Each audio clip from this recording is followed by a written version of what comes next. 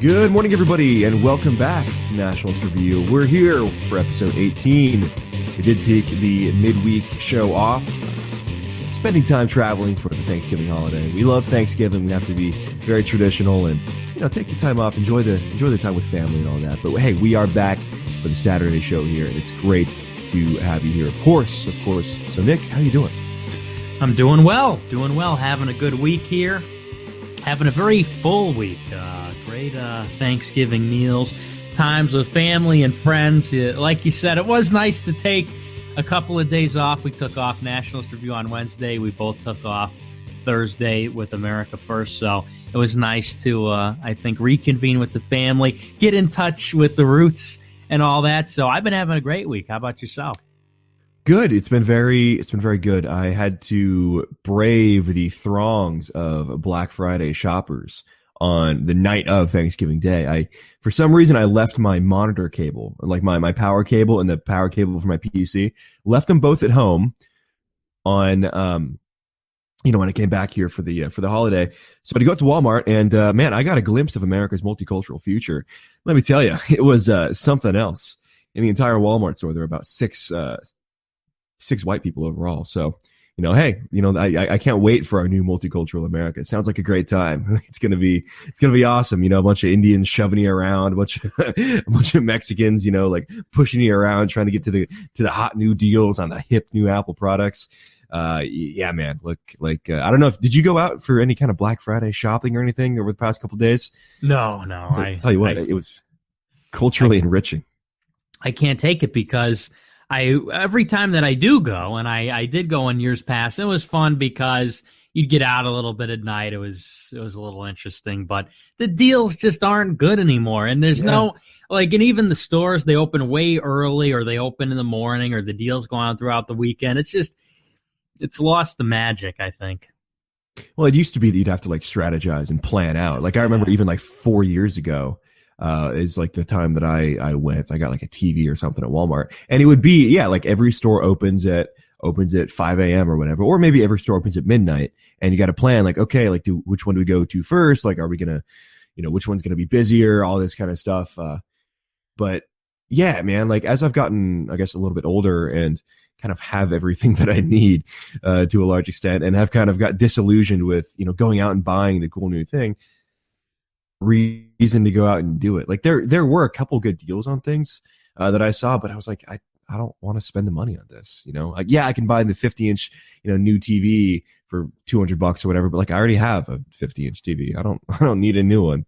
But for a lot of people who are very into the consumerist bug life, this is the highlight of the year. This is what it's all about. This is what America is all about, is the Black Friday deals. And really, this is what the globalist future of America is, just deracinated hordes of consumer bug people out fighting over cheap Chinese electronics, as I tweeted out Black Friday night. It was truly shocking, truly alarming, and man, I don't look forward to going and doing that again. It was rough, man. Didn't like it.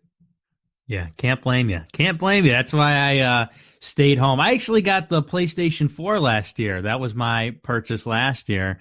And, I really haven't played it. So I'm with you. I'm out of the trading up game, the rat race of you got to buy the next thing, the next upgrade, whatever. I'm set. I'm good. I got my PlayStation 2 through 4. I'm set for 50 years. So I'm with you.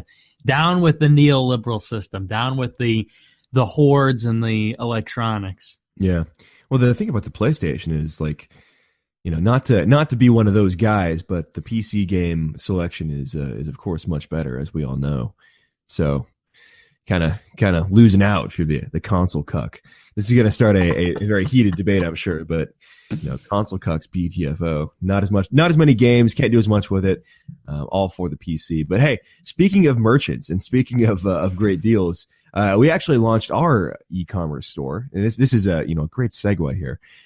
We have our mugs, the official America First mug, the iconic America First mug is now up for pre-order on amfirstmedia.com. We'll include a link in the description. 16-ounce mug, so you get more bang for your hand. It is 11-ounce, of course, so 5 more ounces of morning sips you get with the America First official mug. It's the logo, the iconic white dishwasher safe, heat safe, cold safe. We're going to start using these on our shows. It's going to be a very iconic look. And you can join in on that for $9.99, $9 or $10, I guess, $10 for the iconic mug.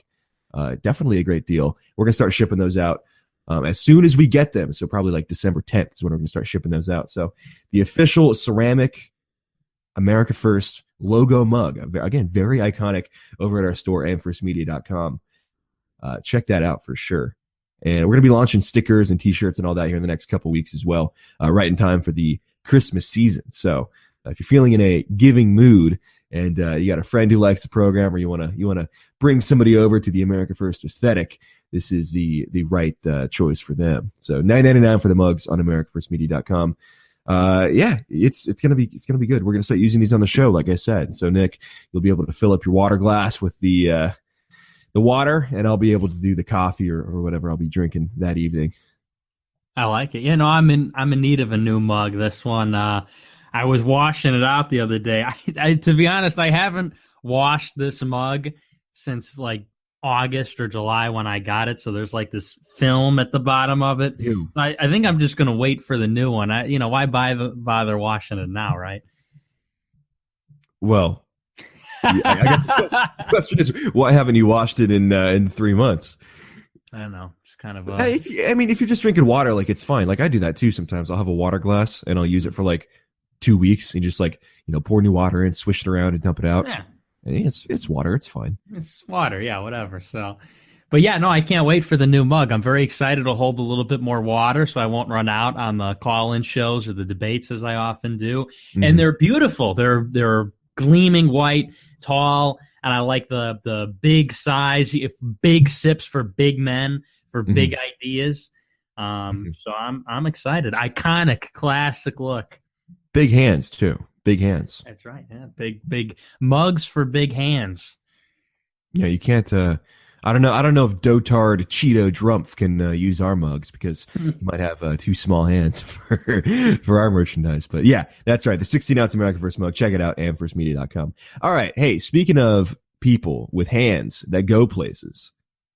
Now that's a great segue. This Al Franken thing continues, and man, like this, we might as well just retitle the show like "This Week in Sexual Assault," because for the past 3 weeks, that's been the leading story of all of political media here. So the creepy Al groping saga continues. Just when we thought this would all be coming to an end, no, it comes back. So this is from the Washington Post. Senator Al Franken has waded into the murky waters of trying to apologize for inappropriately touching women, while asserting that he didn't intentionally do anything wrong. He didn't do nothing. And yet Franken hasn't denied any of the accusations against him, leaving the door open to the possibility that he is a serial groper, not to be confused with a serial groiper. In 1 week, reports have surfaced of four women, that would be a different angle, 4 women accusing Franken of inappropriately touching them. 3 women have said that while he was campaigning or was a sitting senator, he grabbed their buttocks while they posed for photos. The 2 most recent accusations came from an anonymous woman who shared their stories with the HuffPost in a story published Wednesday. In response to these past 3 allegations, Franken has said he didn't remember the specific events, much less his accusers. And in an apology to his constituents on Thanksgiving, he suggested his accusers got it wrong. Here is part of Franken's response. Quote, "I'm a warm person. I hug people. I've learned from recent stories that in some of these encounters, I crossed a line for some women.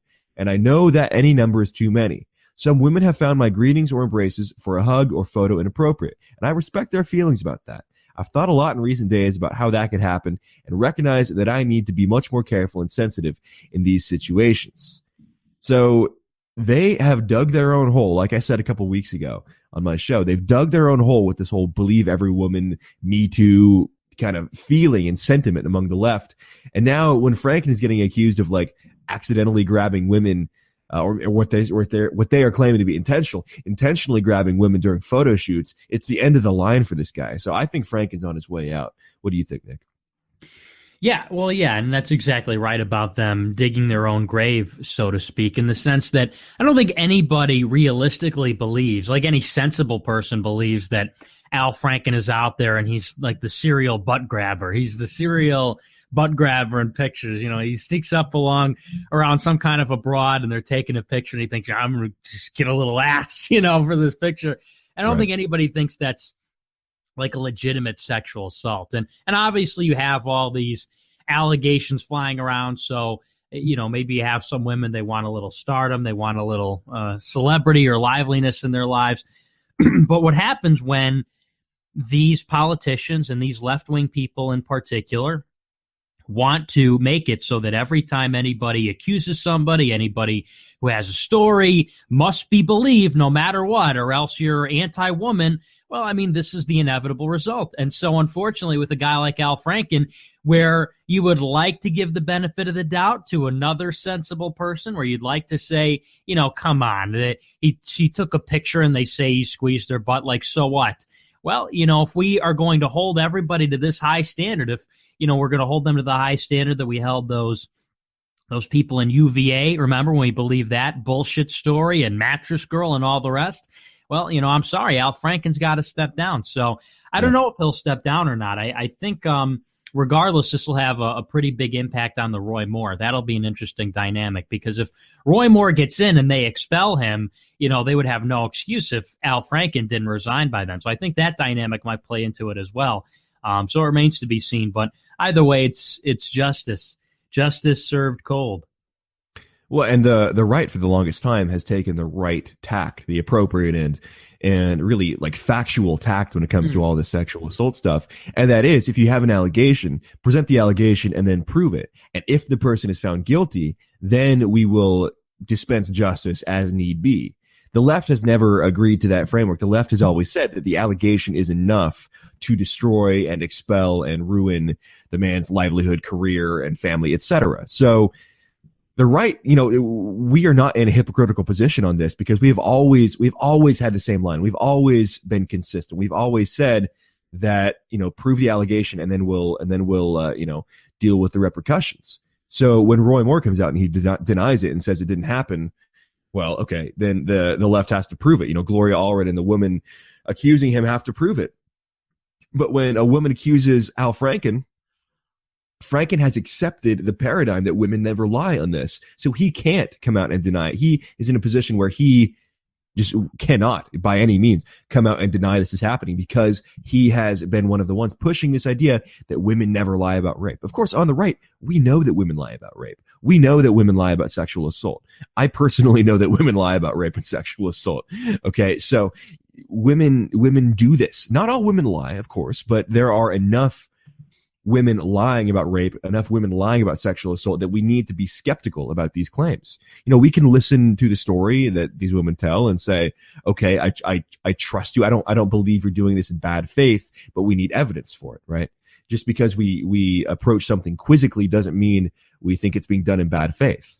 So the left has really dug their own grave on this, dude. And if they had circled the wagons around Al Franken and said, okay, look, these allegations are bad, but we don't think this justifies, completely getting rid of this guy, then I think we'd be in a kind of a different spot right now. But dude, even leftist media, even Washington, this is from Washington Post, coming out and saying that his half denial, half apology isn't sufficient. So the left is starting to throw this guy under the bus.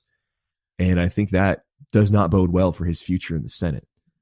Yeah, well, it's not a good look. It's a horrible look, and the left has been getting killed culturally, because these were the people that were going to lecture Americans. These were the Hillary Clinton people that called us deplorables and sexist and whatever. Where's the lie, though? Yeah, right. Yeah, exactly. With some of those, right? It's like some it's like, yeah, okay, sure. But yeah, these were the moral high ground people. These were the pretentious arbiters of morality in the country. These were the snobby liberal elites who were going to lecture middle America. And now you're seeing that every single one of them in Hollywood, the celebrities, and even the politicians, Al Franken, are just massive hypocrites. So the left is really in a horrible situation here. And it's everywhere, this hypocrisy. They have a real crisis of confidence, I think, among their voters and among the moderates in the country, because regular people are not very political. They see this stuff. They hear what the left was saying for years, and then they see that they all turn out to be these rapists or whatever. They turn out to be these sexual abusers. They heard Hillary Clinton say Donald Trump refusing to accept the results is an insult to democracy, and then she doesn't. I mean, they have a real problem where there's this incongruity between their stated values, which they militaristically advocated for, and they held everybody to these insane standards, and now they're falling short. And that's the incongruity, the standards and the actual behavior. And that is like they brand disaster like they have never seen on the left. It's coming crumbling down. So this is a really massive thing. It's going to kill them in 2018. It's going to kill them. It may kill them in 2020. I mean, the economy might affect that a little bit more, but I mean, they're in a real problem here. And Al Franken is the least of their worries. John Conyers is the least of their worries. I mean, there is some real, I think, shockwaves that will go on for a very long time with this party and with the left wing more broadly, because people understand this. People are sick of this. For a long time, people were tired of getting shit on by the left, and we were held to these crazy standards. And now that we see that they're all nasty, rotten people, I mean, people know this. It's not just like right-wing pundits who are watching this stuff. I mean, everybody gets it. So they have a real problem with the Democratic Party. I mean, what's going to be their message? What's going to be their platform in 2018? All they really have right now is less women. Yeah. Our women were hotter. Stuff. Yeah, that. I mean, that Leanne Tweeden chick, she's pretty hot. I didn't see her. Oh yeah, no, the one in the picture, right? Yeah. Yeah, she was all right. Creepy Al had good taste. Olive complexion there. But, yeah, just attractive. I mean, like, yeah, dude, this is not going to bode well. And I don't know about 2018 and 2020. I think that people have a shorter attention span than that, but definitely in Alabama, and definitely with Roy Moore, because the people of Alabama who are on the fence, and we have some very good Alabama polling data to dig into here a little bit later in the hour that is very white pilling on Roy Moore. We're going to settle the score on this Roy Moore thing once and for all, and settle everybody's like a weird blackpilling about this. Everybody who's concerned about Roy Moore, we're going to settle the score for you here a little bit later in the hour. We have some very in-depth polling, but this is going to help the people this is going to help the Roy Moore campaign, because the people in Alabama who are kind of on the fence and kind of turned off a little bit by these Roy Moore allegations, they're going to see the way the media is treating Franken with kid gloves and say, well, what the hell is this? The media is totally protecting this guy. And if we're supposed to believe that Roy Moore did things that are so bad that he can't serve in the Senate, what about Al Franken? What about this guy who's in the Senate? Why isn't the media going after him? So I think that's going to be very beneficial for the Alabama Senate race, and is going to really expose the level of hypocrisy around the mainstream media and the leftist media and the J-left media, to borrow a phrase from people over at some other shows. It's going to be so eye-opening for them that they're going to have to realize that Roy Moore is being set up, and a lot of their fears about Roy Moore may be what's the word? Assuaged? I don't know. they may be taken care of. So good news. You mentioned John Conyers. So this is from Fox News. Representative John Conyers, who's he's a black guy from Minnesota, right, or Michigan. One of those Rust Belt states up there. He is embroiled now in a sexual assault story. This is from Fox News. No one had to guess whether Representative John Conyers wore boxers or briefs, according to a former key staffer. This is great writing. Who said the embattled Michigan lawmaker, once called her into a meeting while sporting only his skivvies. Melanie Sloan, a lawyer, very alpha, who worked with Conyers on the House Judiciary Committee, said she was called up to the long-serving congressman's office to discuss an issue, only to find him, quote, walking around in his underwear. BuzzFeed reported Monday that Conyers settled a wrongful termination complaint in 2015 with a staffer who claimed she was dismissed because she did not succumb to his sexual advances. Conyers acknowledged in a statement that his office paid the accuser money, reportedly $27,000, but vehemently denied the underlying claims. So another Democrat, embroiled in a sexual assault case. Imagine my shock. Surprising. I like his style compared to Louis C.K., which is kind of a pathetic affair. I mean, I think we can all agree that was the saddest. It wasn't even like an alpha sexual assault scenario. John Conyers just walking around in his underwear. Just imagine being a young staffer and because the atmosphere that prevails in Washington, D.C. around the interns and around the congressmen, there's sort of this aura of respect and power and prestige. Imagine you're some young girl, you're walking into the office, you're about to meet esteemed Michigan representative, civil rights champion John Conyers, and you see him walking around in his fucking underwear. I mean, it's kind of funny to me.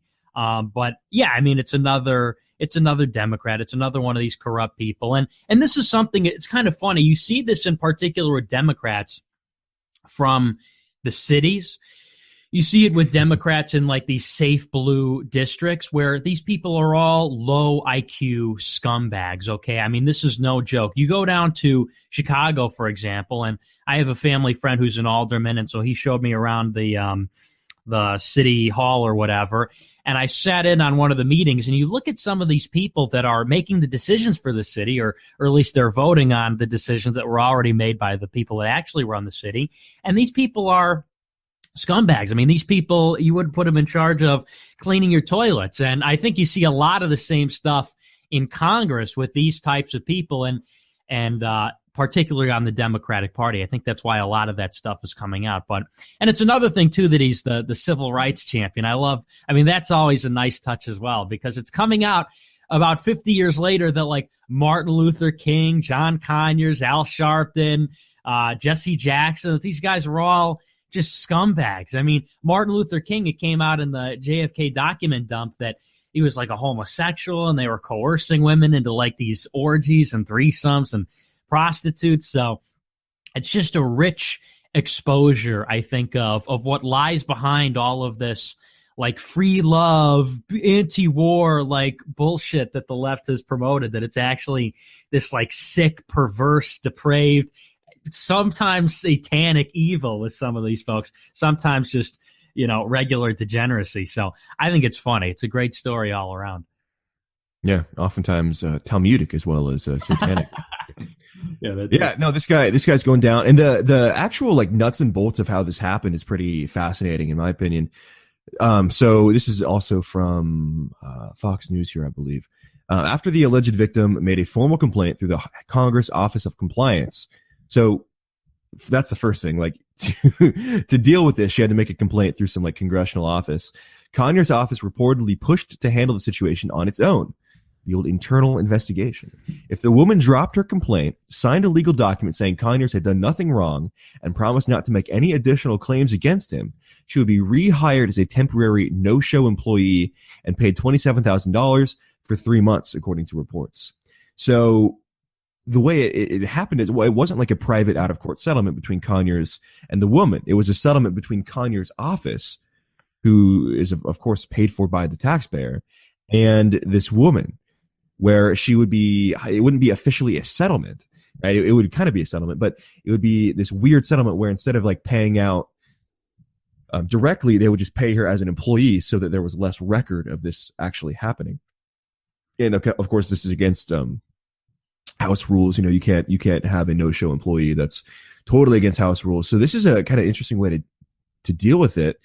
And they didn't think they'd get caught, but it looks like they did. The old BuzzFeed is the one who broke the story, and they caught him doing it. So if this kind of process exists, then I think this is indicative that this happens more than just once, right? If this was done with Conyers so easy, with such ease, then it'd be very hard to convince me that this is the only time this has happened. I think this dam is just starting to break. What do you think? No, I agree. I mean, this goes back to that original report that came out last Wednesday that said it was a total of $17 million over the course of the last 10 years. I think, like you said, it is the dam breaking, that we're going to start to see a lot of shady stuff coming out. And I can't help but wonder if this has anything to do with the 1,800 or something sealed indictments in like Virginia and Maryland that they've been talking about on poll. And I understand the Justice Department has been cracking down on a lot of these pedophile type characters and everything else. So I think we're really seeing a convergence of a lot of this like international and somewhat even national criminal syndicate being brought to justice. And that sounds very conspiratorial, but you have to imagine that when you have somebody in the White House, when you have people in power that are like in on the take, that are in on the game, you have to, I think, understand to some extent that these people are being covered for, that there's things we don't know about, that there are crimes being committed. And because it's this house of cards of people being blackmailed and knowing each other and covering each other up, that once you get a guy like Trump in there who's not bought and sold, then you get a guy like Jeff Sessions in the Justice Department, that you're going to start to see. It's kind of like Jenga. They start pulling the pieces out from the bottom. So you're right. Hopefully we will see some more of that stuff coming out. You know, if there were $17 million in settlements and there were many, many, many more cases that were not disclosed about sexual assault settlements, you know, hopefully we'll start to see that come out. And I think that would be really big, because we saw this with Hollywood.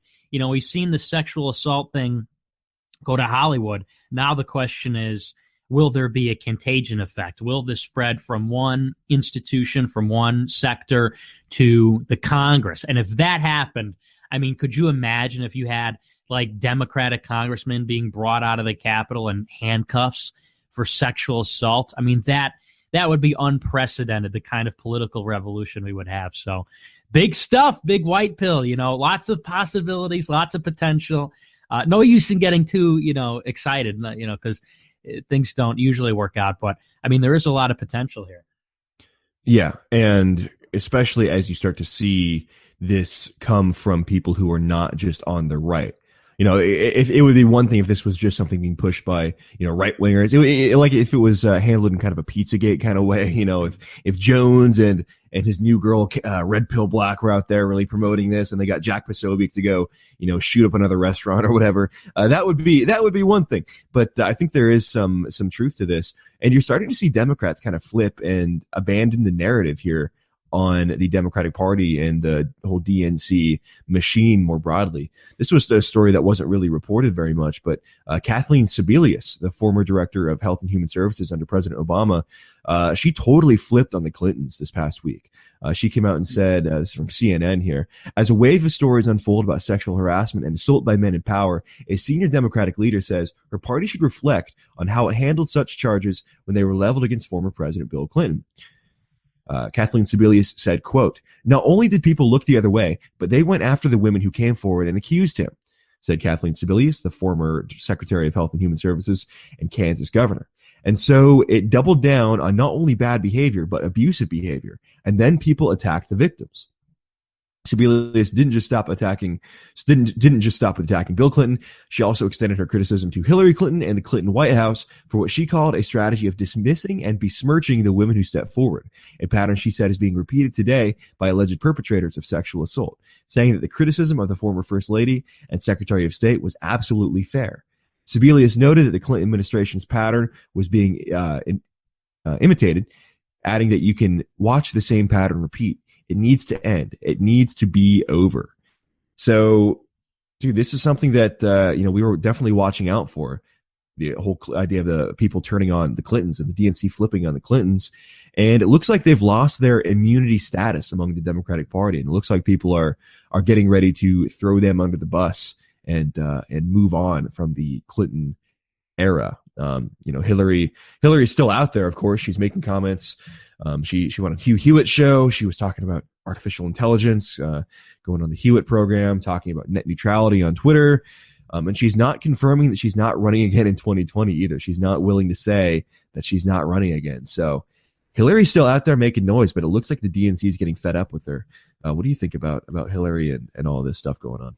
Well, yeah, I mean, this is this is a classic like political machine that's going bankrupt because, these people don't pledge their obedience and their loyalty to the Clintons like because they like the Clintons or because they think the Clintons are doing good work and they believe in progressivism and the little guy. I mean, it's because the Clintons were at the head. They were the top of this political machine. And so they dispense favors in exchange for loyalty and cover and all that. And what happened after 2016 was very simple, was that Clinton found herself in a position where she was in debt to a lot of people. She was in debt to foreign donors like Crown Prince Al-Walid, who gave her millions of dollars, people that gave the Clinton Foundation millions of dollars. You had domestic people that campaigned for her, newspapers, media organizations that shilled for her, and she lost. And so after the 2016 election, what happened was you had all these people who did their part, who had their loyalty, and they followed her, and in the hopes that they would get some kind of favor, they would get some kind of patronage in return, and she couldn't deliver, because she didn't get the job, so she didn't have any favors to dispense. So now you see this entire machine collapsing from within, and all it takes is a trickle. All it takes is one person, one defector. And you started to see that immediately after the election, like the New York Times jumping ship with their letter they issued to their readers that was like, we're bitches, we got it wrong, sorry. And from then on, politicians, media people, and, saying this was on you, you failed, you gave us this, you didn't campaign in Wisconsin and Michigan. Even Saturday Night Live hit her. So, that is the collapse of this political machine. And it's a really beautiful thing, because now is the time then for Republicans to act. Now is the time for us to do a little blitzkrieg while they don't know what to do next, because, that's been the play for 8 years. She was set up as Secretary of State after Barack Obama got in so that she could succeed him and they would have like that Reagan Bush type thing. So, they don't have anything. Now's the time to move. Yeah. Yeah, it was like Reagan Bush, except Hillary wasn't involved in the assassination of a former president, and didn't have her children, didn't give her children's governorships, and have one rig the election for the other. So yeah, similar, but not exactly. Yeah, not exactly and Hillary is not the only, Sebelius is not the only one throwing Hillary under the bus. I mean, this Donna Brazile thing, dude, this thing is still ongoing. And Brazil is like throwing shade, to quote a famous Black American euphemism. She is throwing shade at everybody, including Barack Obama. In an interview with PBS NewsHour, Donna Brazile said that Obama was, quote, fantastic for the country. That's another reason why I stepped up to be the chair of the Democratic Party. But when you lose 900 legislative seats, I'm not blaming him for all 932, all 60-some House and Senate seats, 11 gubernatorial races. But this happened under his watch. It is the responsibility of the president, when he's a Democrat, to help the Democratic Party.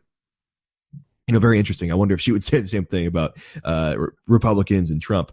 But they're realizing that Obama was toxic for the Democratic brand, so to speak, that Obama was toxic for Democratic chances nationwide.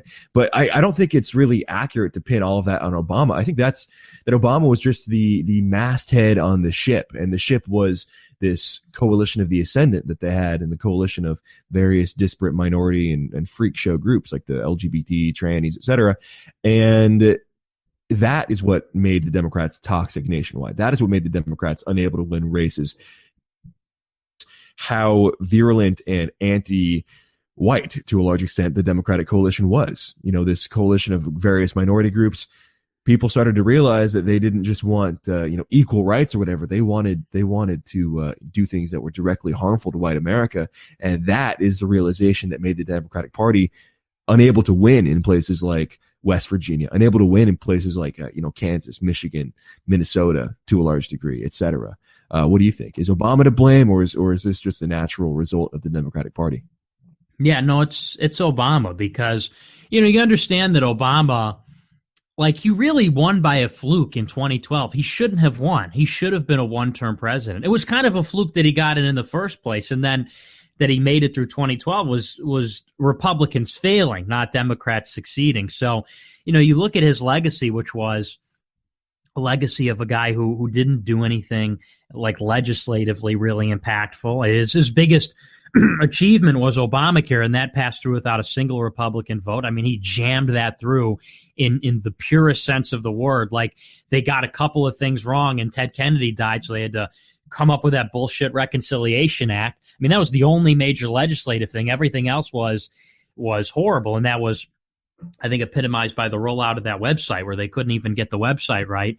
And that Barack Obama owned that. He wrote in on pretty conventional wisdom, pretty conventional Democrat, like John Kerry, Bill Clinton, 1990s type stuff. He won Indiana in 2008, you know? I mean, people forget that. He won Indiana, Iowa, Ohio, North Carolina. I mean, these are not like progressive, like far left-wing states. Yeah, no, he was really like an economic populist. And a lot of Obama's message in '08, like going after, ostensibly going after the globalists and the banks responsible for the financial crisis, talking about bringing jobs back to America, talking about ending the wars. Like I probably would have, if I could have, I would have voted for Obama in 2008. Whoa. Over McCain? Oh yeah, absolutely. Or just not voted. If you had to pick one though, like if you have to pick Obama or McCain, I would have picked McCain, sorry to say. Based on what we knew at the time, I don't know about that. Based on what we know now. What's that? Or Ron Paul.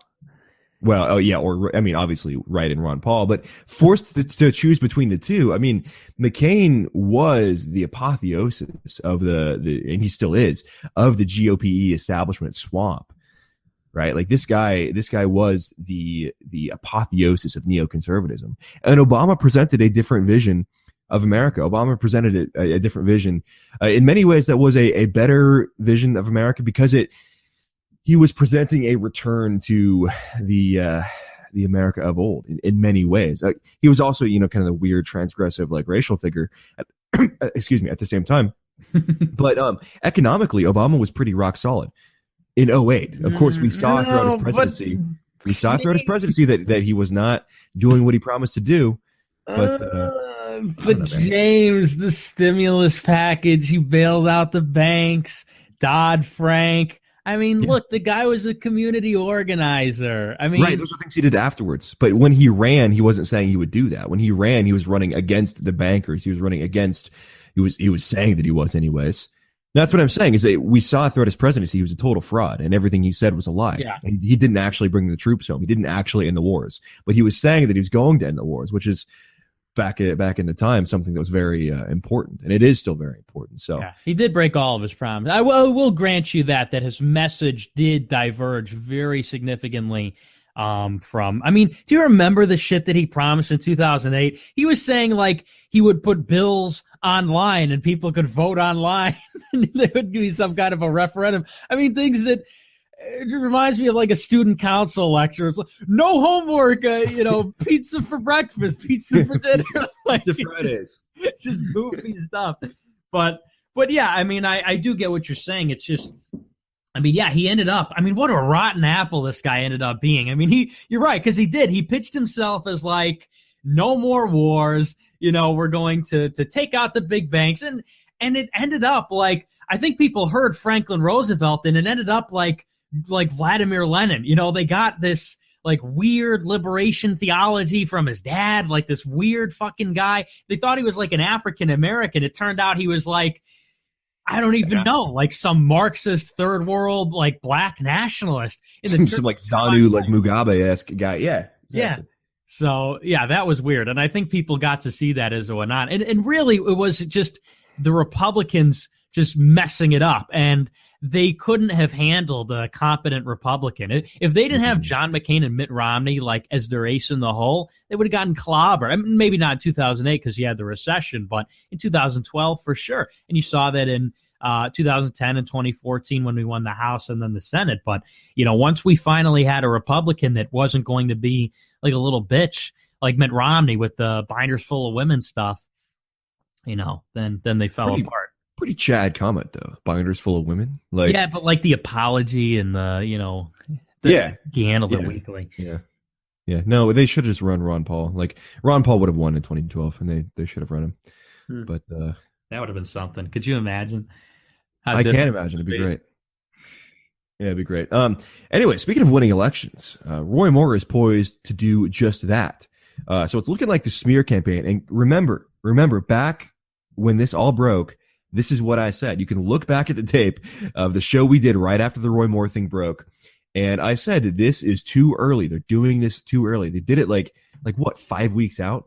They did it way too early. They should have done it 2 weeks out ahead of the election to present this smear campaign against Roy Moore. And I said back at the time, and I think you did too, Nick, that he's going to recover from this because this is exactly what they did on Trump. They did it 5 weeks before the election, 6 weeks before the election, and it totally fell flat. And so imagine my shock when that's happening again. We had the latest polling here from the various polling institutions and TV stations down in Alabama. The local TV station did a poll, which they didn't release the sample size on, no demographics on. And that's 47-45 Roy Moore. And again, when a poll doesn't release the demographics and they don't release the sample size, and they release the sample size, but they don't release the polling demographics, be very wary, because a lot of times what these people do is they'll poll like 50%, or like 60% women, or like 50% blacks, or weird demographic things that they'll do to skew the results. Because look, if you polled like all blacks in a poll like this, you would probably get 80-20 for Doug Jones. So if you poll 50-50 blacks and whites, you'll get Doug Jones winning, even though that's not what's really going to happen in the election, because Alabama isn't 50-50 black and white, for example. So this poll that they don't release the demographics on, which means it's underrepresenting the Moore share of the vote, 47-45 for Moore. Sky Research, 47-40 for Moore. Atlantic Research, 43-37 for Moore. And this Atlantic Research poll is really good because they actually do a lot of follow-up questions. And so among undecided voters, this is what I was talking about earlier, the white pill here, the biggest white pill, is that among undecided voters, 57% consider themselves conservative or libertarian, a higher proportion than the electorate as a whole. So those people in the final weeks before the election, final weeks in the run-up to the election, if they break one way, they're going to break for Roy Moore. They're not going to vote for Doug Jones. Like, Doug Jones is very, very far left. He's a very far left track record. They're not going to decide, to vote for Doug Jones over these allegations. They're either going to stay home or they're going to vote for Moore. And he's already got a 6-point buffer in this Atlantic Research poll, which is actually very representative of the sample size and the electorate demographics in Alabama. So 57% of people conservative that have yet to decide who they're going to vote for. Dude, Moore has us in the bag. Oh, yeah. Well, I mean, and we went all in on Roy Moore from the start. And I think the reason that this has been such a triumph and why this is such a big victory is because what Roy Moore demonstrates is that the GOP establishment and the mainstream media is a paper tiger. Because the mainstream media, they had no case against this man. If you looked at the Washington Post story, if you read beyond all the dramatic, like, oh my God, like, when 14 years old, blah, blah. It was 5 women who had a story, like no hard evidence, no doubt. I mean, how many times do we have to go over that? There was no evidence. And they were counting on that there would just be so much anger and so much pressure that Roy Moore would just step down. They didn't count on him saying, I'm not stepping down, and I won't be replaced on the ticket. So they forged his signature in the yearbook, and they said, okay, we'll produce some hard-hitting evidence. And they called in Gloria Allred, who's, she's like the Democrat assassin, right? And they didn't count on him to persevere after that either. They didn't count on him to challenge it and say, you have this evidence against me. Okay, bring it to a third-party custodian, and we'll see if it's legitimate.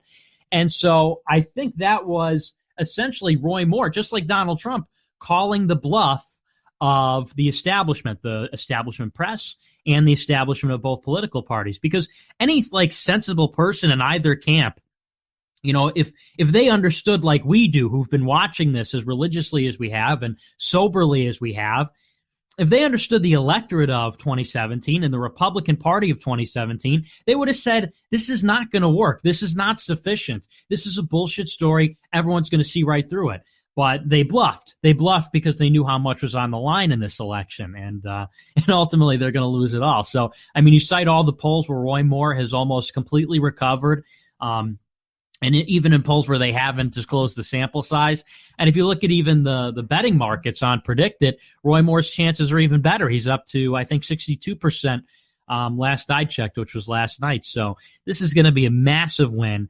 And additionally, look no further than the fact that Alabama went 28 points for Trump, 28 points. And like you said initially, that was 5 weeks after the Trump tapes leaked. So these people, obviously, they're not strangers to this kind of thing. It happened exactly as it did just this month a year ago. So it's going to be a good one. We love our boy, Judge Roy Moore. He didn't do nothing wrong. I like his. I like the cowboy hat and the gun too. He's aesthetic as well. Yeah, I think that is universally good optics. Having the cowboy hat and the pistol, pulling that out of the campaign rally. Yeah, the predicted market's interesting because all the rules and everything on that. It's I'm reading the rules now. It says the winner of the 2017 special election shall be the candidate identified in the question. So the winner of the election, so that he doesn't even have to get seated, just win the election. So good news. So yeah, if you're out there. You can go buy some predicted shares of Roy Moore and then throw them into Bitcoin after you win the Bitcoin. Man, I love our new economy. Like I unironically love our new economy. This idea that instead of like doing a 9 to 5, you can just like bet on political elections and then invest in cryptocurrency. Man, what a time to be alive. It really is something else. A new frontier. It really is. Our ancestors pioneered the West. We're pioneering shady New Zealand betting markets and cryptocurrency on the blockchain. So Trump doubled down and re-endorsed Roy Moore, not explicitly, but the reporters asked him, like, what do you think about the Roy Moore thing? And he came out and said, well, he denies the allegations, so I believe him. And Trump is no stranger to this, obviously. This is exactly what they tried against Trump. So he's, closing rank here and backing Moore. So very good news there from Donald. Yeah, dude, this whole thing, like, and they're running out of women to find to come out and accuse him. They're running out of women to make up these hoax stories and come out and accuse him. So, yeah, dude, like they really screwed the pooch here, so to speak, on these allegations. And Roy Moore is doing the right thing. He's doubling down. He's coming out. Yesterday he tweeted, "Good morning. Good afternoon, Alabama. Day 10 of attorney Gloria Allred's refusal to turn over her fake yearbook for third-party examination." He's like beating them over the head, saying, hey, if this is real, let it be examined. Let this yearbook get examined. They're not willing to do it, and they're going to pay the price for it with nobody believing their fake allegations against the good judge down there in Alabama. So it's really, really not looking good for them. We got some Trump news, kind of a slow news week as far as Trump goes. He bully-sided LeVar Ball, of course, on Twitter this past week. I was out on the farm on Sunday after, getting my I showed you the pictures. Unfortunate off-roading accident last Sunday. Waylaid me a little bit longer than I expected. But I was checked on the news, and there's a Trump tweet. And LeVar Ball, of course, is the father of a basketball American player for UCLA, arrested for shoplifting in China. Trump convinced the Chinese government to release this kid, like what's his name, LiAngelo Ball or something, I don't know. And then LeVar Ball, his father, went on the news and was like, "Oh, I don't credit Trump for getting him released," and doing the typical ungrateful thing. And then Trump comes out and he tweets. He says, "Now that the 3 basketball players are out of China and saved from years in jail, LeVar Ball, the father of LiAngelo, is unaccepting of what I did for his son, and that shoplifting is no big deal. I should have left them in jail," which I think was awesome. President with some balls and willingness to come after these people when they are ungrateful for what he does for them. Good news, I think. Yeah, no, I love the ungrateful narrative. It's really implicit and super effective because that's exactly what it is. This guy, he goes to China. He didn't have to do that. He didn't have to free these basketball players who are rightfully in prison. But he does something kind. He does something, humanitarian, benevolent, and this low IQ guy, this fella, is gonna stick his nose up, and you got to see this guy on CNN. I mean, this guy is just like the definition of low IQ, and it's just so insulting, Even Chris Cuomo was like mystified by how retarded LeVar Ball was. I don't have the audio, but you should definitely go check out the interview. Yeah, so I like it because, for so long, people just slap around the president and then the White House. And you saw this throughout Barack Obama's term. It's kind of like a boomer talking point. But, I mean, really, nobody respected the president in this country, not abroad, not at home. So it's nice to see Trump, I think, get in the trenches a little bit and mix it up and say, like, you know what, I'm the president. And, I didn't have to do that, but I did. And you're, what did he call him? He said he compared him to Don King.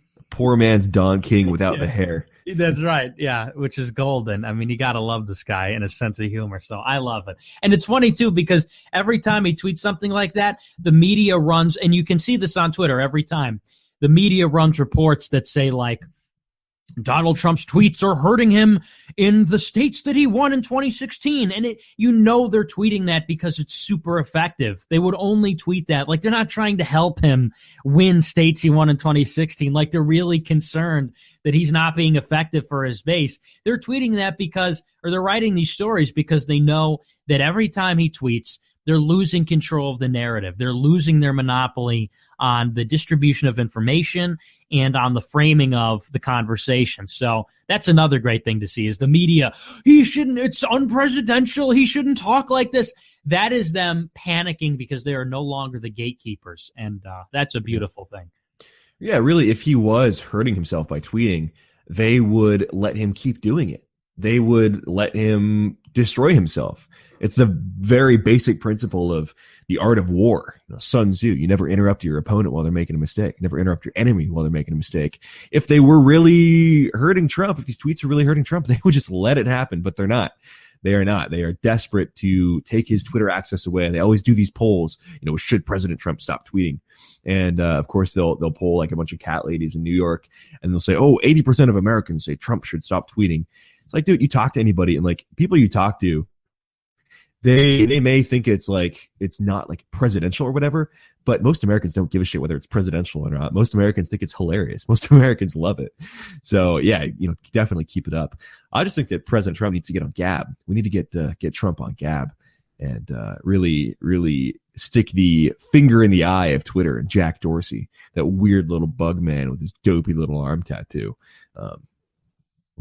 So I think that would be an awesome development. I saw Laura Loomer's on Gab now. And really? Andrew Anglin had some choice words for her. You can find those on his Gab account. Oosh. He said things that would definitely get him banned from Twitter, but don't get him banned from Gab. So I'm a big fan of the Gab. Big fan of Gab's website. I don't use it very much, but I post all of our shows there. Well, the only issue with Gab is that, it's just orders of magnitude less reach than, Twitter has 300 and some million active users a month. Gab, it's 250,000. It's just, so as much as we love Gab and we support what they're trying to do, it's just literally 100 times less of an audience, or no, 1,000 times, right? Less of an audience. So part of the fun of Twitter is mixing it up with lefties and finding the whatever the hashtag is. I did this a couple days ago where they will have some Wednesday wisdom hashtag or something, or you just look on your Twitter homepage, right, and you'll see hashtag shop small or hashtag small business Saturday or what's trending right now. And you can, jump in there and tweet something like illegals getting deported or something, and just tweet that or whatever. And just trolling leftist journalists and, getting blocked by Jake Tapper, which I did apparently. That's part of the fun of Twitter. It's starting the conflict, having the fight. Twitter is fun because of the fight.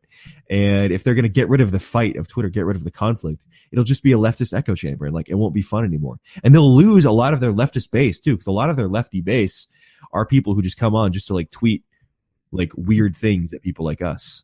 I'm sure you get these weird tweets from these mentally ill boomers and third worlders who are in America who just have sock accounts. They tweet shitty memes and weird photoshops. It happens to me. I don't know if it happens to you, but it does.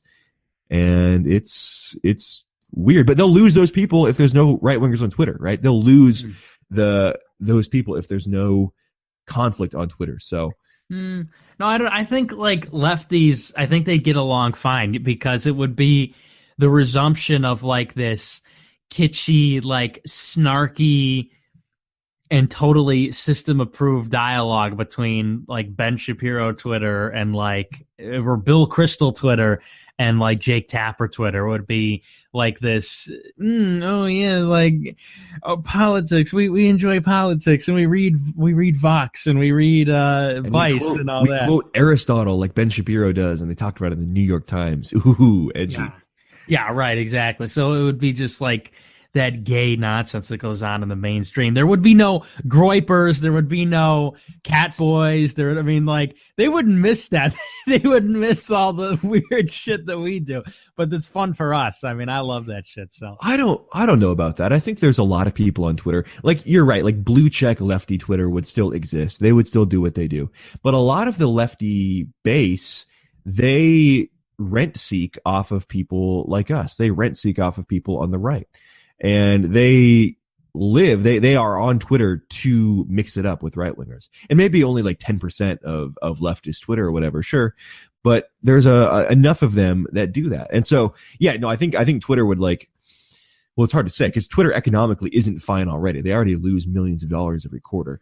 So, you can't say they're economically well off, but they would still have, 80% of their user base. But it would take a lot of the heart and soul out of Twitter for a lot of these people. And the dialogue would certainly be suppressed. And, because the message is out there already, people would seek out what we're saying on the other platforms that we go to. If they banned all the right wingers, if they banned everybody, if they committed groyper genocide today, people would still seek out those opinions, right? They would still seek out those opinions wherever we are presenting them. Yeah, that's true. Yeah. I was just agreeing. Yeah, because it's interesting. Nick, your photo, the photo that I tweeted of you, was just tweeted by Lauren Southern at Faith Goldie. Really? Get you a man who can ... The iconic Barbie undressing photo. Do you want to know the backstory for that? Yes, we need the backstory behind this photo, of course. All right, I was in my statistics class, AP statistics, my senior year. Fun and totally big brain nibba story. I ran out of math classes to take because I finished calculus my junior year, so I was taking stats my senior year. I low key had to get a note from somebody to drop out of that class because I was failing so bad second semester. But first semester I was in there.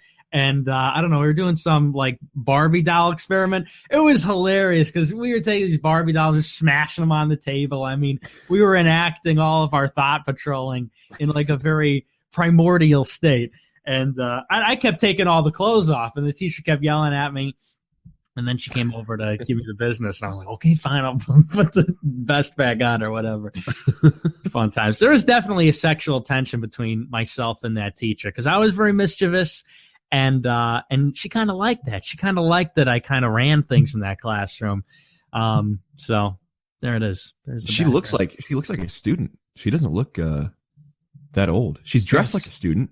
She was very petite. She reminds me so much of Cassie Dillon. That just dawned on me.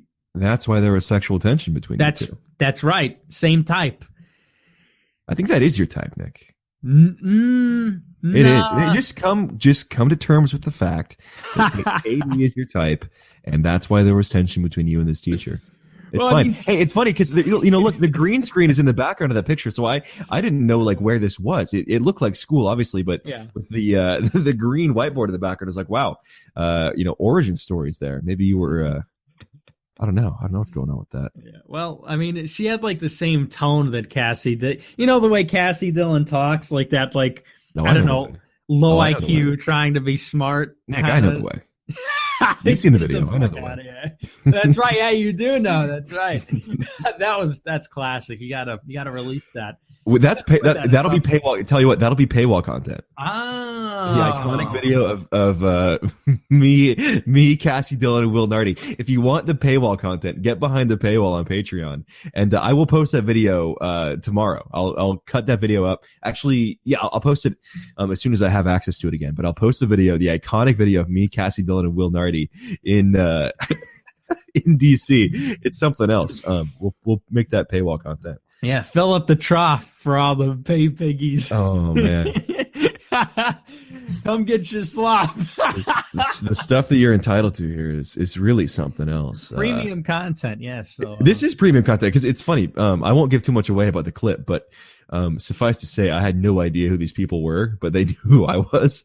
And oh man, pretty good bands took place there in DC. This is shortly before I was accosted by an Antifa super soldier, a 5'4" little soy boy, who stole my Trump hat, and I turned around and I put him in a chokehold. And if there had been a picture of that from the other angle, it literally would have been like the weak should fear the strong meme, because I had this guy like over his shoulder, like arm lock, dude. I was choking this Antifa kid out, and then Alex Rodriguez is the guy's name, the suspect who punched me in the face and promptly got arrested by DC police. It was pretty funny. Yeah, iconic moments. But yeah, we'll post that video behind the paywall. Me and Katie and Will Nardi, Will the Thinker.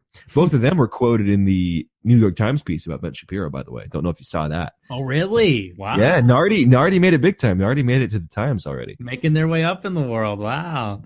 Truly are, yeah. The Thinker. Maybe he's out eating some ethnic food, becoming another race, like he tweeted about. Weird guy. Okay. Anyways, let's get to the last of this content here. Mick Mulvaney has been picked to lead the Consumer Financial Protection Bureau. I know this is kind of autiste, big brain budget news here, but this is from CNN. President Donald Trump on Friday named the White House Budget Director Mick Mulvaney acting director of the Consumer Financial Protection Bureau, setting up a legal clash over who is in charge of the controversial agency. Mulvaney himself, while in Congress, savagely attacked the Bureau, calling it in 2014 a wonderful example of how bureaucracy will function if it has no accountability to anyone. He added that the Bureau has been a sick, sad joke. So, based, this guy's gonna lead this Bureau and make it do nothing. He's gonna Ron Swanson the shit out of this place, which I think is gonna be a positive development. Just taking over this ineffective Bureau and then like making it do nothing and firing everybody, it sounds like. So good news on the budget front. Mulvaney's a good guy. I mean, Mulvaney is he was a Freedom Caucus guy. He is definitely a economic small government type of guy, economically pretty libertarian, which is one of the areas where I will still entertain libertarianism. It's on the economics. So he's going to be a good guy. He's going to rein in the spending here, hopefully, on this wasteful Bureau and make it small and return to its roots, hopefully. So good stuff. Yeah, solid. The budget stuff is very important. People, because I came from that place as well. I know you came from the libertarians as well, but the budget stuff is important. As much as we meme on it, as much as we meme on neoliberalism and the money merchant centrism, if we don't address that budget, if we don't get those trade deficits down, if we don't get the debt down, it's going to be a real problem. And I had a government teacher in high school. She was okay. I mean, she was a nice person, but she obviously didn't know what she was talking about. She said she was teaching the class, and she said, like, I don't even know why we keep track of the debt. Like, I don't know why that's even important. Like, we're never going to pay it off. It's like, dummy, because we have to pay interest on the debt. Mm-hmm. And the interest will consume all tax revenue by the end of the century, and it just blows me away how people, they just, how they don't understand like the dollars and cents of the federal government. I mean, these things where it's like, we're on the hook for $500,000 each. If you factor in the unfunded liabilities, the mandatory spending for Medicare and Social Security down the line, or, the obligations we haven't appropriated the money for, that's upwards of $115 trillion. That's more than 2 times all the currency in the world, and people blow their noses at that. They say, why do we even keep track of that? I'm like, oh, gee, I don't know. I think it's the peak world city modernism where people just like, it's just paper money. We don't know where anything comes from. We don't know where anything, what the money actually stands for. It's goofy. People need to read up on this stuff. It's important. And it does have to get paid back at some point. That's the thing. It's like it will be paid back. This is the mindset that has led us to a lot of trouble over the past century, really, where people said, the debt, it's okay. We'll just spend more money. We'll eventually get out of it. It'll be fine. It'll self-correct. It'll take care of itself. Well, of course, it won't self-correct. And austerity has to come at some point. And we're at a point now where, austerity can actually be a very good thing towards getting us towards our other goals, towards correcting demographics, for example. We can use austerity in a positive way that accomplishes two things and kills two birds with one stone. I say that as I look out the window and there are two birds on a tree branch right out here.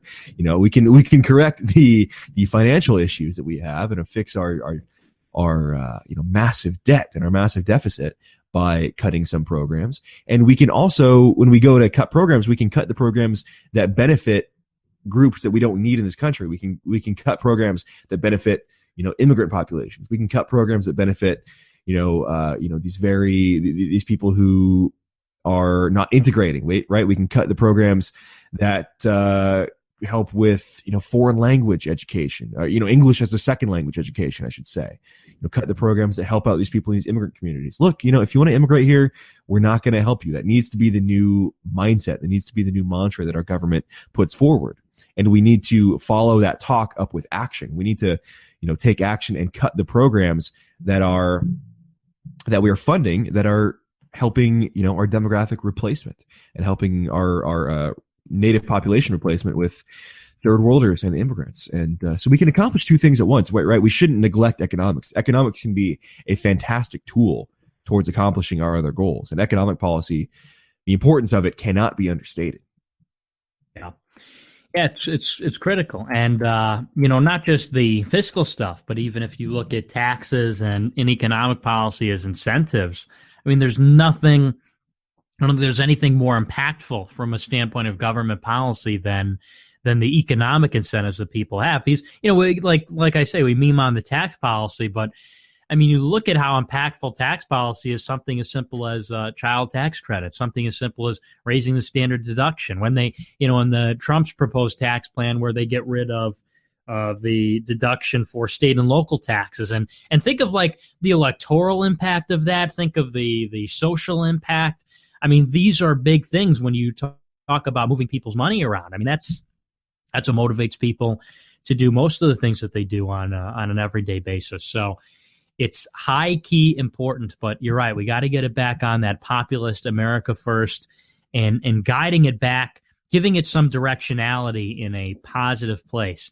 I am ashamed to say that I was, during the 2016 election, I hit Donald Trump pretty hard because it was for progressive taxation and because he wanted those changes to the deductions. He wanted to incentivize marriages and families. And me being the individualist, I said, that's wrong for the government to do. But right. I mean, that's the purpose of government, is to direct these things towards long-term and community benefits and goods. So got to focus. Important stuff. Yeah. And this is something that we talked about on the show where you weren't here, on the show I did with Alex Wodislawski and Shane Trejo. We talked about how that is the belief that many libertarians have, that, we shouldn't use government to incentivize behavior. But really, all government action incentivizes behavior in some way, whether it's intentional or not. Whatever the policy is going to incentivize people to behave differently. So while that exists, while that condition exists, like it always will, we might as well use government policy to incentivize pro-social behavior. So behavior that's good for society. And that is something that, many people who are libertarian economically don't want to acknowledge, that government policy will always shape behavior. But, we should use it to advocate for our goals. And the thing is, if you don't do it, the left will. And if you don't use government policy to advocate for pro-social developments, then the left will use it to advocate for and to incentivize antisocial and disastrous social outcomes. So you need to be willing to use it for your own, not for your own, but for pro-social goals. So that's the red pill on that. Well, that about does it for our content for the first hour. We've got, again, a full stack for the second hour, too. A lot of international issues. We're going big brain worldwide, Nationalist Review worldwide in the second hour here. You got anything else for the on the budget stuff? It's all for me. That's all for me. Cool. All right. Well, we'll hit the break here, and we'll be right back here on Nationalist Review. See you on the other side of the break.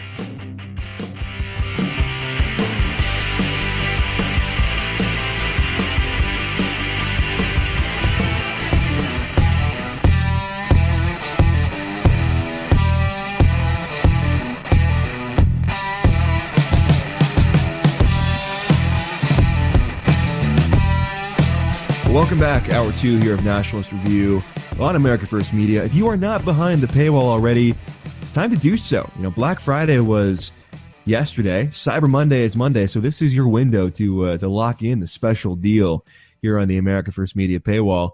We're not giving anything extra. We're not giving you any special perks or anything, but it's a good time to engage in some consumerism. I mean, look, if you're going to engage in consumerism, you might as well engage in consumerism that benefits our guys, that benefits the America First message. So the America First Media paywall is up, of course, at patreon.com/America First Media. Get behind that for $7. You get access to the special Discord rules. You get access to the mailbag every week. We do the mailbag, at least on the Saturday show. We try to do it on the Wednesdays too, but sometimes we forget. So once a week for the mailbag for sure. And then if you are at the $15 a month level, you get access to watching the show live. Or if you are a pirating freeloader, like apparently we have going on today's program, you can pirate the show live, which we completely disavow. But $15 a month, you get access to the Discord rules, to the mailbag, of course, and then to watch the live Saturday show. We do the docs cam here every Saturday on the program. So check that out.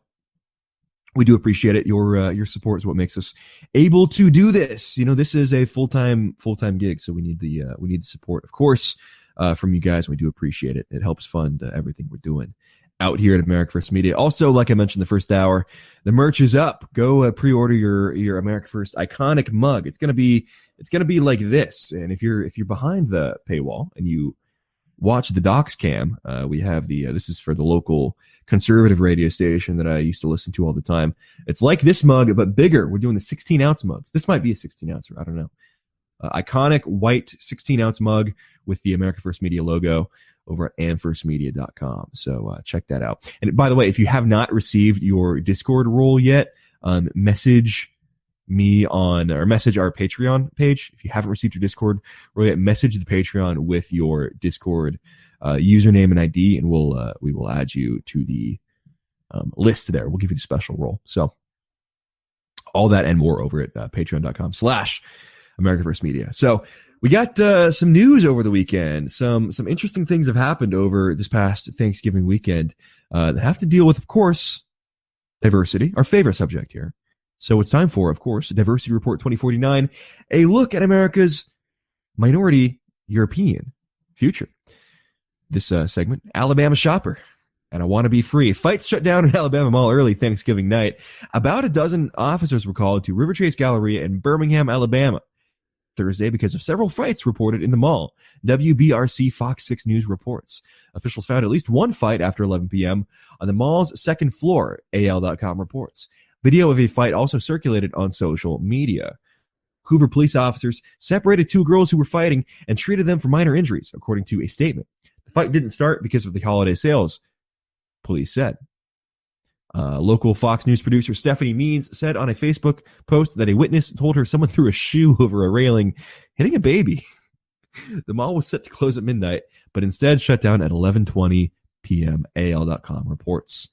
There were also reports of gunfire that night at the mall. So, Nick, let's play a little game here. Guess the ethnic background of the shoppers involved in this little Black Friday conflagration. Is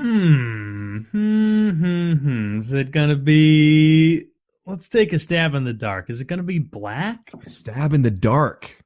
Very apt. Yes, that is correct. There's a reason this is called Black Friday. And, evidence was on full display here at the mall in Alabama.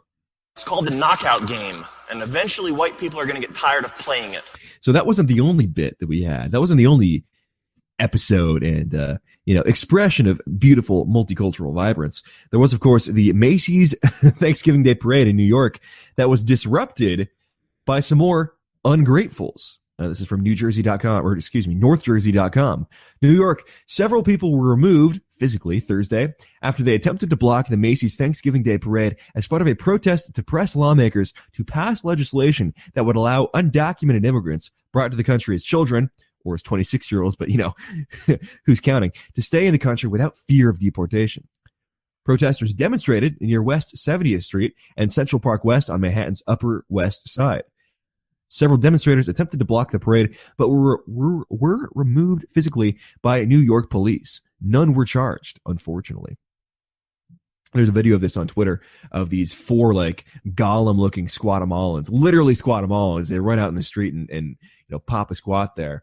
Undocumented and unafraid. Undocumented and unafraid. The police came out and took care of them real quick. Question is, Nick, how should have the police dealt with this? Instead of peacefully arresting them, what should the police have done to get these people out of the road? You know it, baby. Should have been plastic handcuffs. Should have been zip tie time. Throwing them into the back of the truck. We got to get them out, man. We got to get them out. We got to enforce the laws. Get them out of the country. Fire hose is the correct answer. Call back to the 1960s. A 1960s classic. If you've watched those videos of Venezuela, what they're doing to the protesters down in Venezuela, obviously, that is terrible because they're protesting against Chavez and communism. But, we could learn a lesson or two from the Venezuelans. Physically removing protesters. It does get them to move. It does tend to push them in a direction, clean them off the road, See, I don't understand why when these people, they come out and they say, okay, we're here illegally. We're illegal immigrants. Let's protest and block this parade. Why they don't just have ICE arrest them? Why they don't arrest them and like deport them? Like they're advertising they've committed a crime. This is like a murderer coming down to the police station and saying like, hey guys, I killed a guy. And the cop's saying, all right, cool. Thanks for the heads up, and like letting him walk. It's like this criminal is admitting their crime right in front of you. Get him out, dude. Like physically remove these people, not only from the street, but from the country as well. Yeah, I don't know why we're not doing that at this point. I like why? Exactly right. I mean, why are they not being removed from the country if these people are illegal? I guess I would imagine that kind of massive roundup would just be, I'd imagine they don't have the resources for it, maybe, because you got to imagine if it's a massive protest or whatever, like some of the ones that we've seen. But even then, they should accommodate that. If, like you said, if they're lawbreakers, you should have them arrested and gotten out. But also, I guess you factor in maybe the cities aren't exactly cooperative with their police departments in getting them out.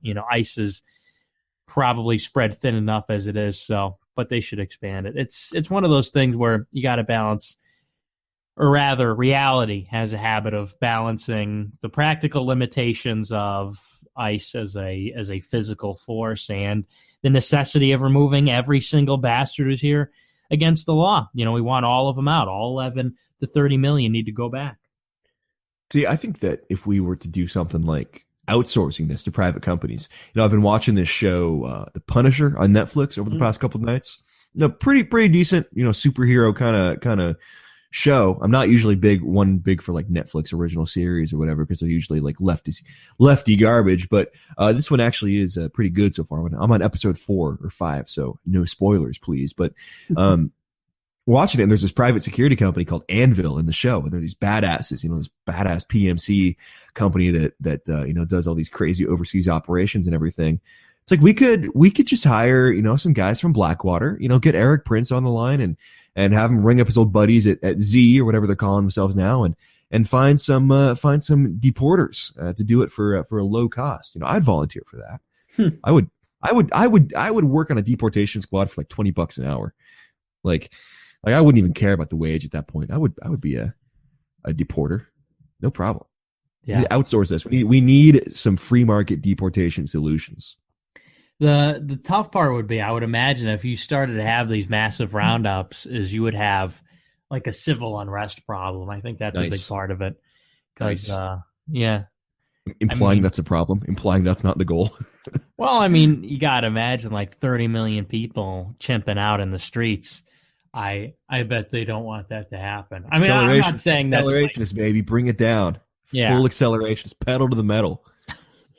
Take a cinder block to the fucking gas pedal of clown worldwide America. Let's do it, bro.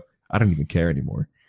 You gotta see. I'm a conservative, not a true con, but like a traditionalist conservative in the sense that we make our way gradually there, without toppling the whole system, without making a big risk. I want them out. Don't get me wrong, but No, dude, we need to strike fear into their hearts, bro. Like these people, they're not gonna give up. They're not gonna just like lay down and leave. Like they view this as their righteous conquest of the United States. They view this as their moral imperative, as their manifest destiny. And unless we send a message to them and tell them like, look, you're not taking this country from us, buddy. You're going back, hombre. Then we're gonna keep. If we treat them with kid gloves, like dude, it's not gonna have the effect. Because part of it is the physical removal, right? Obviously, part of it is the physical removal. But the second part of that, and the essential element to that, is fear. It is using this as a means of instilling fear in the illegal communities that you make them consider whether or not they're going to spend another night in this country, or whether they're going to be hurtling towards Tijuana in a back of a Greyhound tomorrow. Mm-hmm. I just think the more, I guess the slow roll is a little bit more intimidating because it doesn't allow them a chance to organize.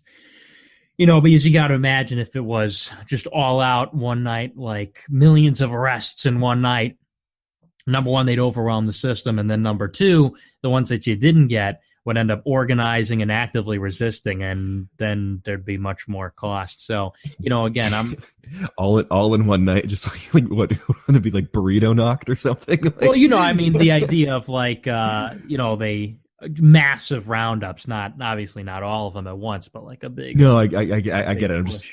I'm just trying to think of like what that would be referred to. It's like yeah.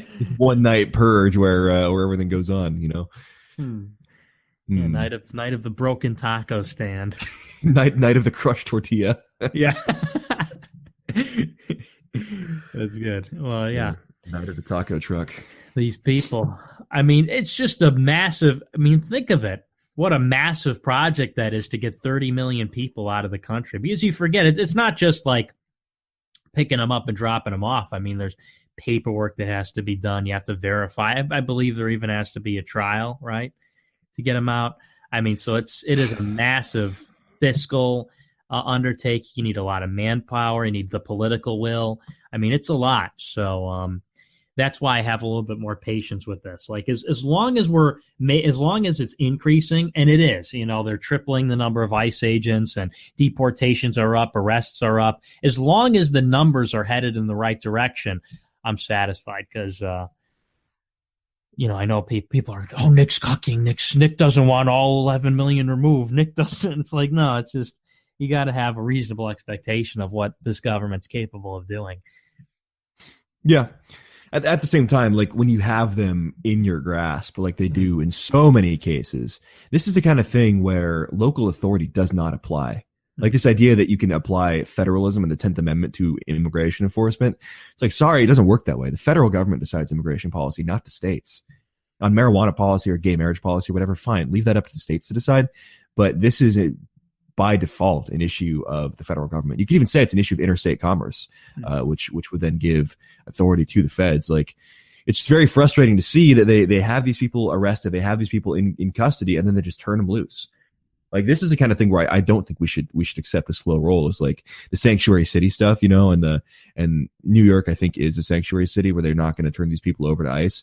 That's the kind of thing that is like a bare minimum place where we should be demanding more of federal involvement. I see your point about the necessity for being reasonable and understanding that this is not all going to happen overnight. Like, yeah, obviously that's true.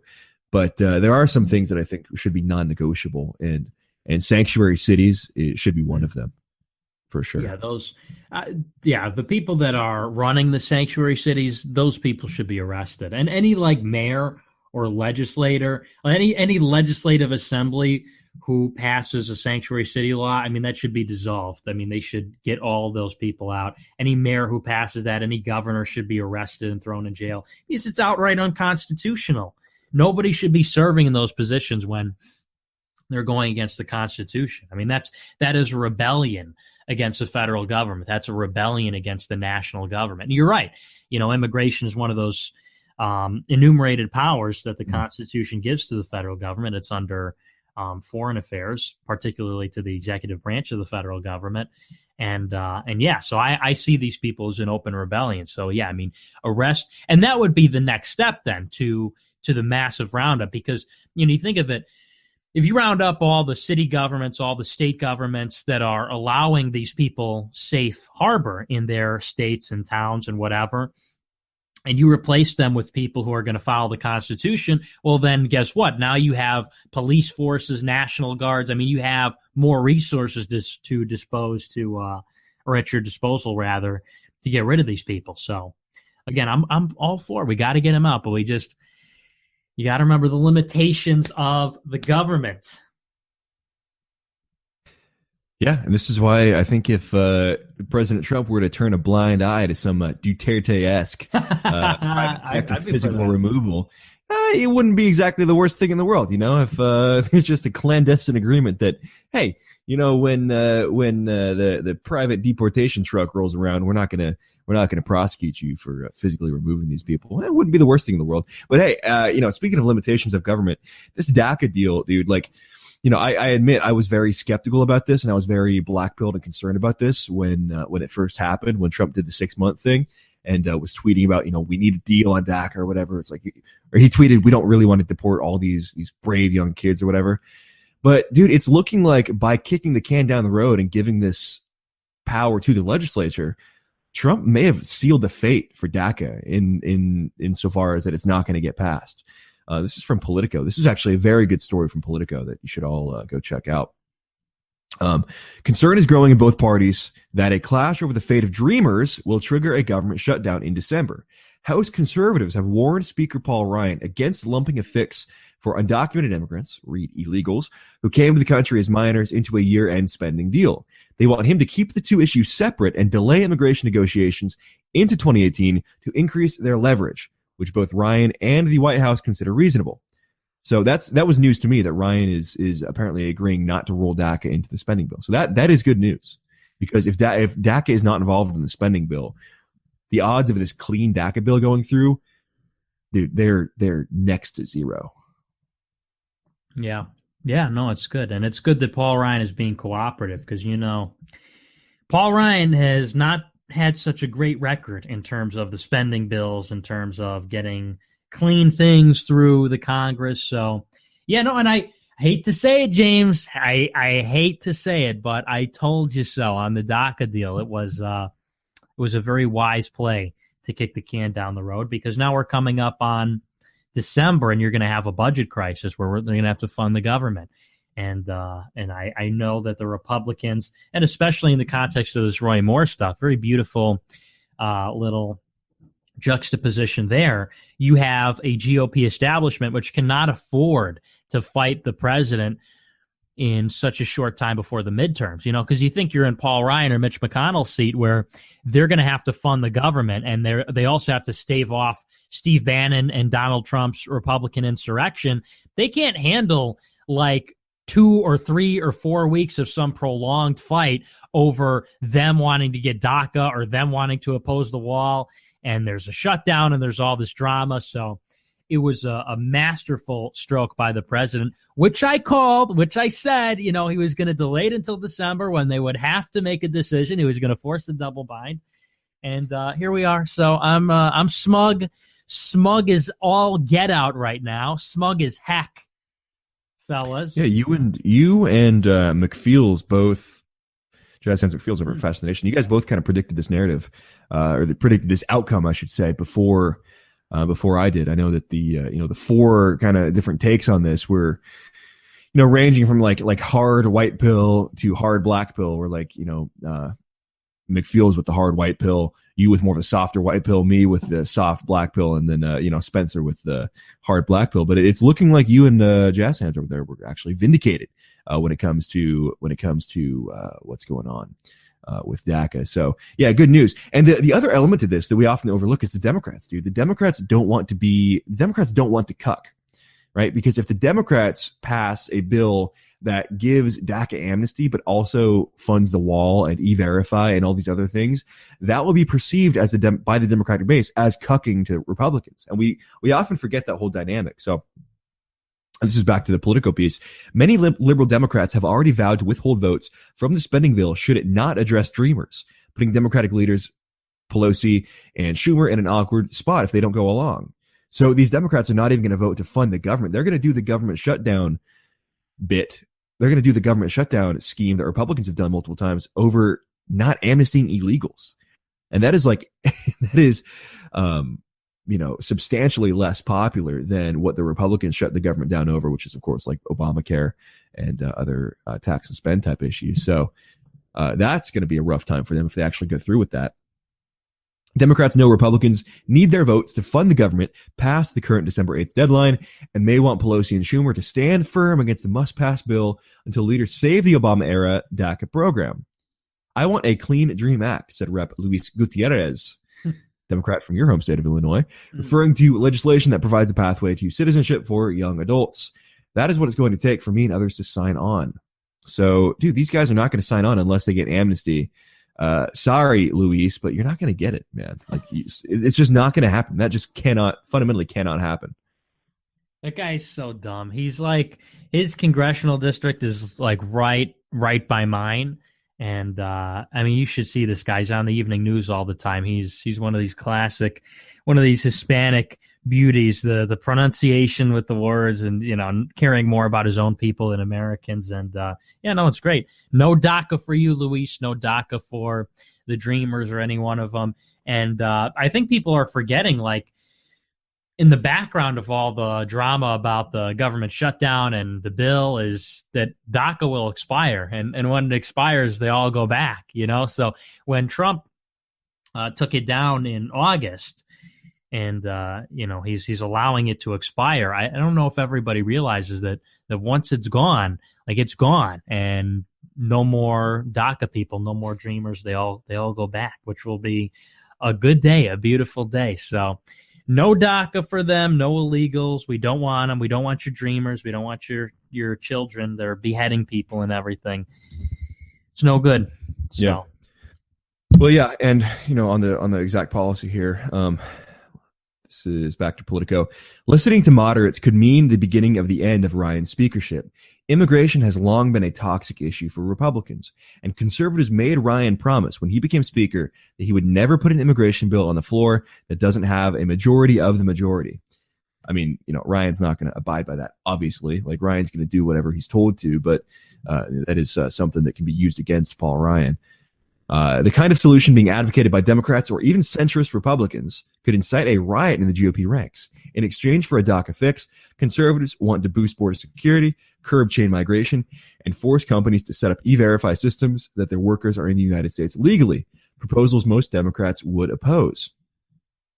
So, yeah, I mean, any kind of DACA fix presented by Republicans, like, even if we went with the cuckiest DACA option, and the one most likely to pass, the only DACA bill that could potentially pass the House would be one that gives DACA to the recipients, right? It legalizes the DACA kids, and then it also does these things like boosting border security, curb chain migration, etc.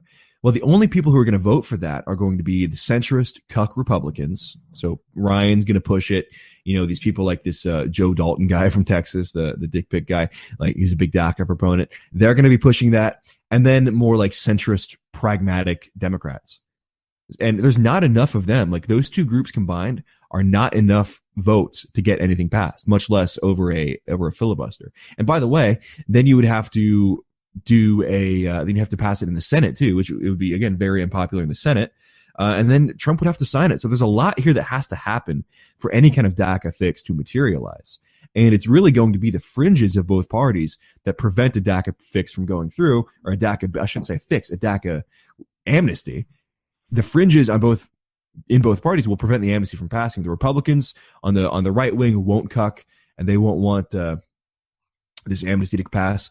And the leftist Democrats will see it as not far enough. And between them, there's not going to be enough support for this bill to get it passed. So I think as it stands now, dude, this DACA deal is not happening. Nope.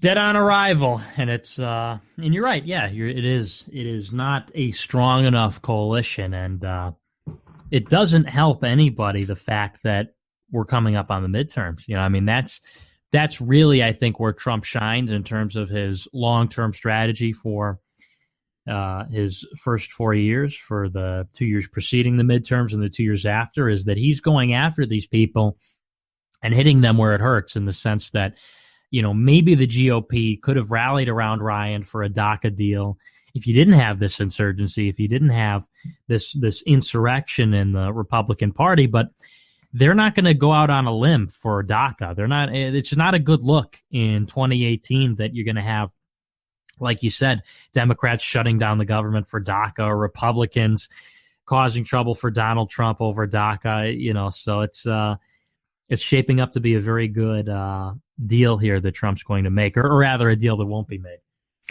Well, yeah, if we get our way, that'll happen. But of course, if the eternal Catholic gets their way, then we're going to amnesty all these people. It's from SILive.com, Staten Island.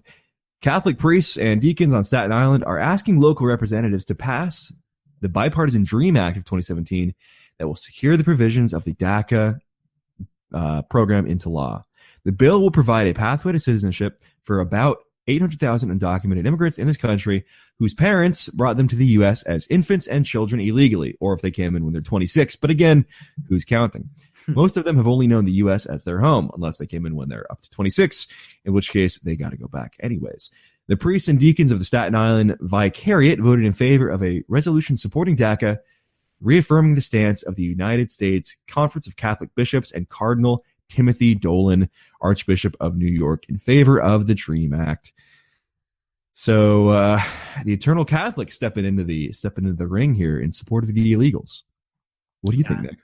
I love when people blame cucked Catholics on Catholicism. It's almost like, hey, white countries are kind of cucked. It's white people's fault. White peoples are eternal cucks. No, it's the Catholic Church has been infiltrated. It has been infiltrated for a long time, and this was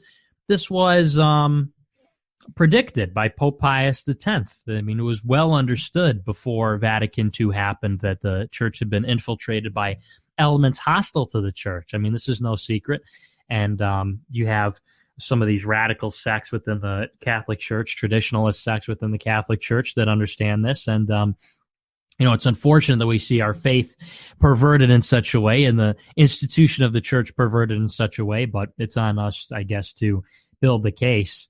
But the Catholics in particular have presided over entire kingdoms and empires and nations that fought the Saracens, that fought the Mohammedans for a long time.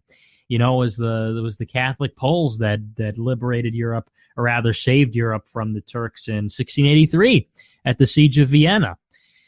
So, the idea that there's something about Catholicism intrinsically that makes them opposed to borders or opposed to nations, it's just not true. I'm tired of all the Catholic hate by these prots, by these heretical Protestants, and by these goofy pagans.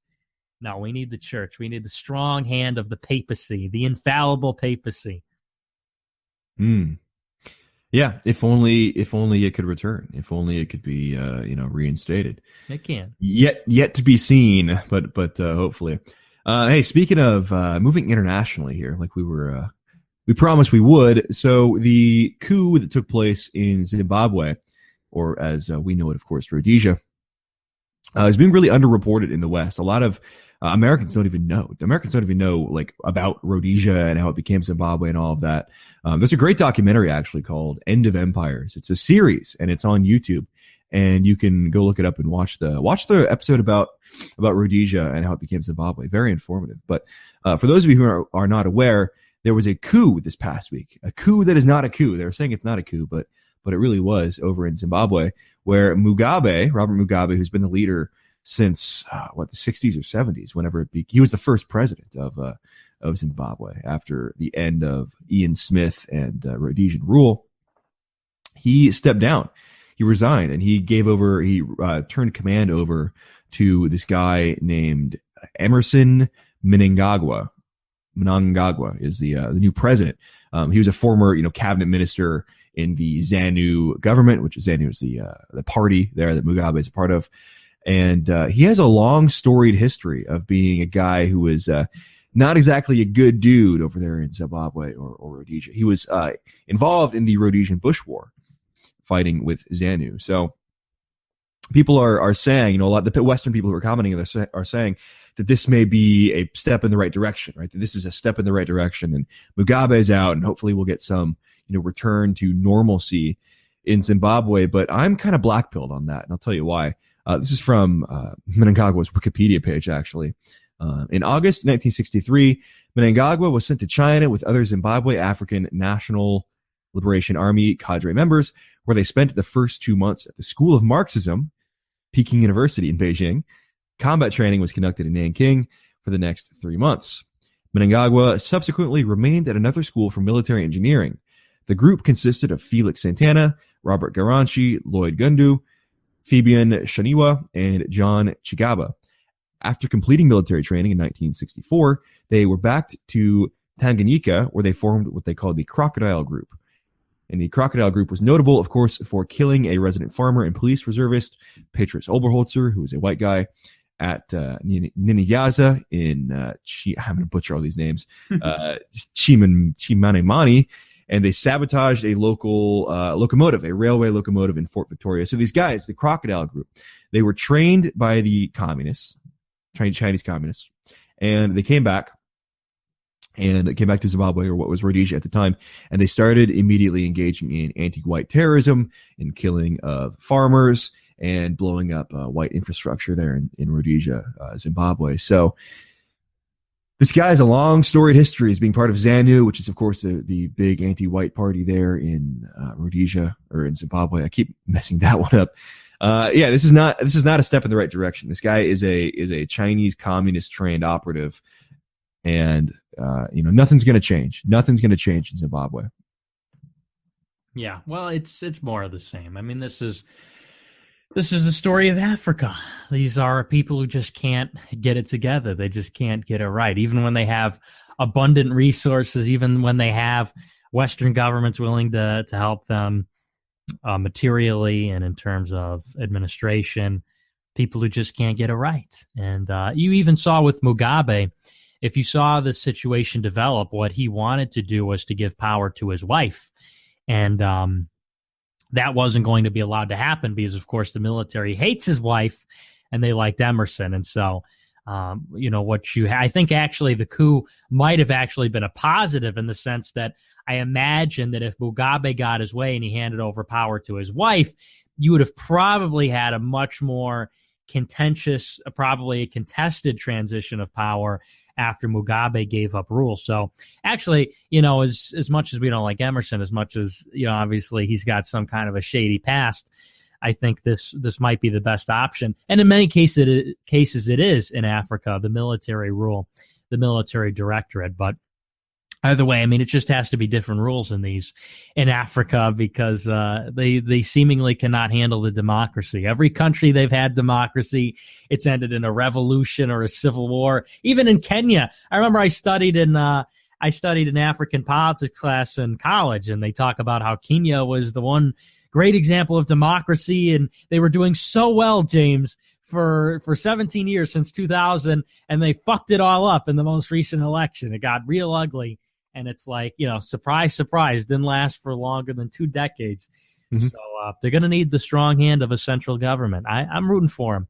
Well, these African countries are the best example that you cannot have Western systems without Western people. Yep. You just can't. Like the colonists came over, the Dutch and the British specifically, and the Portuguese over in, what's that one to the east of Rhodesia? East of Rhodesia? Yeah, east of Zimbabwe. East of Zimbabwe is Mozambique, are you saying? Yeah. Mozambique. Yeah, that was the Portuguese or the French. I think it was the Portuguese. Were there, and they installed these Western systems, these great Western systems of government. And you see, as soon as the Western people are out of power, whether that's the end of apartheid in South Africa, whether that's the transition from Rhodesia to Zimbabwe in Rhodesia, they fall to shit. They go to absolute hell, and the systems just don't work anymore. Systems do not work anymore because Western systems cannot work without Western people. Western people are essential to maintaining these Western systems of government. And it's really an alarm bell, I think it should be, for people in America and in Europe when we see that, no matter their best efforts, despite their best efforts in these countries, they just can't get it right. They can't function. And the system fundamentally becomes non-Western after you let it become usurped by non-Western people. And so it's a fallacy in America. Like, I think that was you who said that we rely too much on systems. Yep. You said that on the last episode, right? We rely too much on systems in the West. We count on these systems to right the ship, and we think the system's going to hold everything together, but it's not. I mean, if you don't have the right people, you don't have people who can maintain the system will fall apart. The system is not perfect. The system is fallible. And the tragedy of these countries, the South Africa or Rhodesia or Mozambique, is that they were prosperous. Everyone was doing well in these countries. Almost everyone was doing well in these countries, especially the native black populations, by the way. Blacks were better off under Ian Smith than they were under Mugabe. Blacks were better off in South Africa under apartheid than they are now. They just are. They didn't have, full participation in government, but you look at every other factor, whether that's employment, whether that's life expectancy, whether that's and life expectancy is maybe skewed because of global advances in technology, but you look at the rate at which life expectancy was increasing in Africa. It was kneecapped when apartheid was ended, and when black government, the black government took power. These things were not good. These were not good developments for the people in Africa. And the great tragedy is that these systems could have been propped up. The Rhodesian power could have been propped up. South African apartheid could have been propped up by the West. But instead, we allowed the communists to come into these countries and stage these revolutions. People don't realize that these revolutions, ZANU in Rhodesia and the other revolutionary powers, revolutionary actors in Africa and South Africa, these were backed by the Soviets. They were backed by the Chinese communists. And we allowed this to happen. We did not stand up for our fellow Western men in these countries. We allowed them to be slaughtered by Chinese-backed militants in Africa. And that is a great tragedy, because now the whole continent is worse off than it was under colonial rule. Well, yeah, and this entire century so far has been a repudiation of the idea that Western systems and Western ideals are universal, because we came out of the Cold War thinking, and this is the Francis Fukuyama or Charles Krauthammer postulate, that the whole world would rise up to liberal capitalism and democracy, and the end of history would ensue. We found the perfect system, and that was great. But you see, particularly in this decade, that's being repudiated in many different forms and all over the globe. You see in Iraq, and more broadly in the Arab Spring, where this conception of a Western democracy, of a Western social contract, of a Western consent of the governed, ended up being ruled by radical Islam, ended up being ruled by the Muslim Brotherhood, or ruled by Islamic fundamentalists or anarchy, or in the case of ISIS. You saw in Turkey, a country which was westernized and modernized under Kemal Ataturk, and now it is reverting back to its Islamist roots under Erdogan. You see in China, a country that has risen to prominence and will surpass the West in wealth and in population, without democracy, without liberal capitalism, but under a third world and an East Asian in character authoritarian system. And then you see in Africa, from Cairo to Cape Town, democracy floundering and failing, while Chinese investment and Chinese administration is propping up some more authoritarian regimes. So, right. I mean, this entire century so far has been a repudiation of the idea, like you said, that you could have Western systems without Western people. And people just got to fucking open their eyes, pay attention. It's not, you can't spread this stuff. It doesn't work for other people, and that's fine. It doesn't have to. Yeah. We have this idea that we have to project our ideals and our systems of government onto the people of the world. And we'll talk about this here in a second with Duterte in the Philippines. We are horrified. We kvetch and we cry that, no, he's a fascist in the Philippines. But so what? So what? He is solving the problems that people have there. He is the greatest hero these people have known in a long time, President Duterte in the Philippines. And so what that he's not democratic? So what he's killing his communist revolutionary rivals? So what? So what he's killing drug dealers? Who cares? He is the guy who's saving this country, saving the Philippines anyways, from disaster, from third worldism. Now, I was giving too much credit earlier to South Africa. I was giving way too much credit, because you can look at South African life expectancy, 1960 to 2007. Of course, apartheid ended in 1994 in South Africa. Look at, this is from the World Bank. In 1960, South African life expectancy was 49.2. in 60, okay? 1992, we're up by 13 years to 62 average life expectancy. Apartheid ends in 95. Apartheid ends in 94. Expectancy 61. Now in 2007, it's back to 50.5. So we've seen a 11-point fall in life expectancy in South Africa since the end of apartheid. That was only in 2007. There are reports, I don't know the latest numbers, but I would be willing to wager that it's on the increase now, according to the World Economic Forum. Now it's resurgent, but of course that's due to aid coming in from across the world. That's due to Western people coming in and injecting aid into the system. You cannot have functioning societies. Or I should say, you can't have Western societies, Western governed societies will be better for the people in Africa. Always. They'll be better off. Always. Africans left to their own rule, the numbers don't lie. That's all I'll say is the numbers don't lie. If you want to have 49-year life expectancy in South Africa, you can let it be governed by the Africans, and I'm sure that'll be, more power to you. But if you want to have everybody in the country living longer, more healthy, being employed, low crime, maybe it's not perfectly democratic rule. Colonialism, there's really nothing wrong with it. I mean, there are some moralistic problems. We can make these moralistic arguments about, are we depriving these people of their right to self-determination? But ultimately, in every tangible sense, they're better off under Western rule. They just are. Yeah, well, and I'll tell you what, they're going to be worse off under Chinese rule. The Chinese are not going to do shit to help these people. Well, I don't know. I think it's time to see. I think we've done a pretty fantastic job of messing everything up. In terms of we kind of botched this transition for the emergence of all these countries out of colonialism. We botched the Middle East. Let's give everybody else a shot. Let's see how Russia does in the Middle East. Let's see how China does in Africa. I mean, of course, we're going to compete. We have to try to compete and manage this transition of power away from a unipolar, hegemonic, global hegemonic power in the United States to a more multipolar or bipolar world order. But let's see. Let's give them a shot. Let's see how they do. The only thing we botched was pulling out. The only thing we botched was the decision to end colonialism.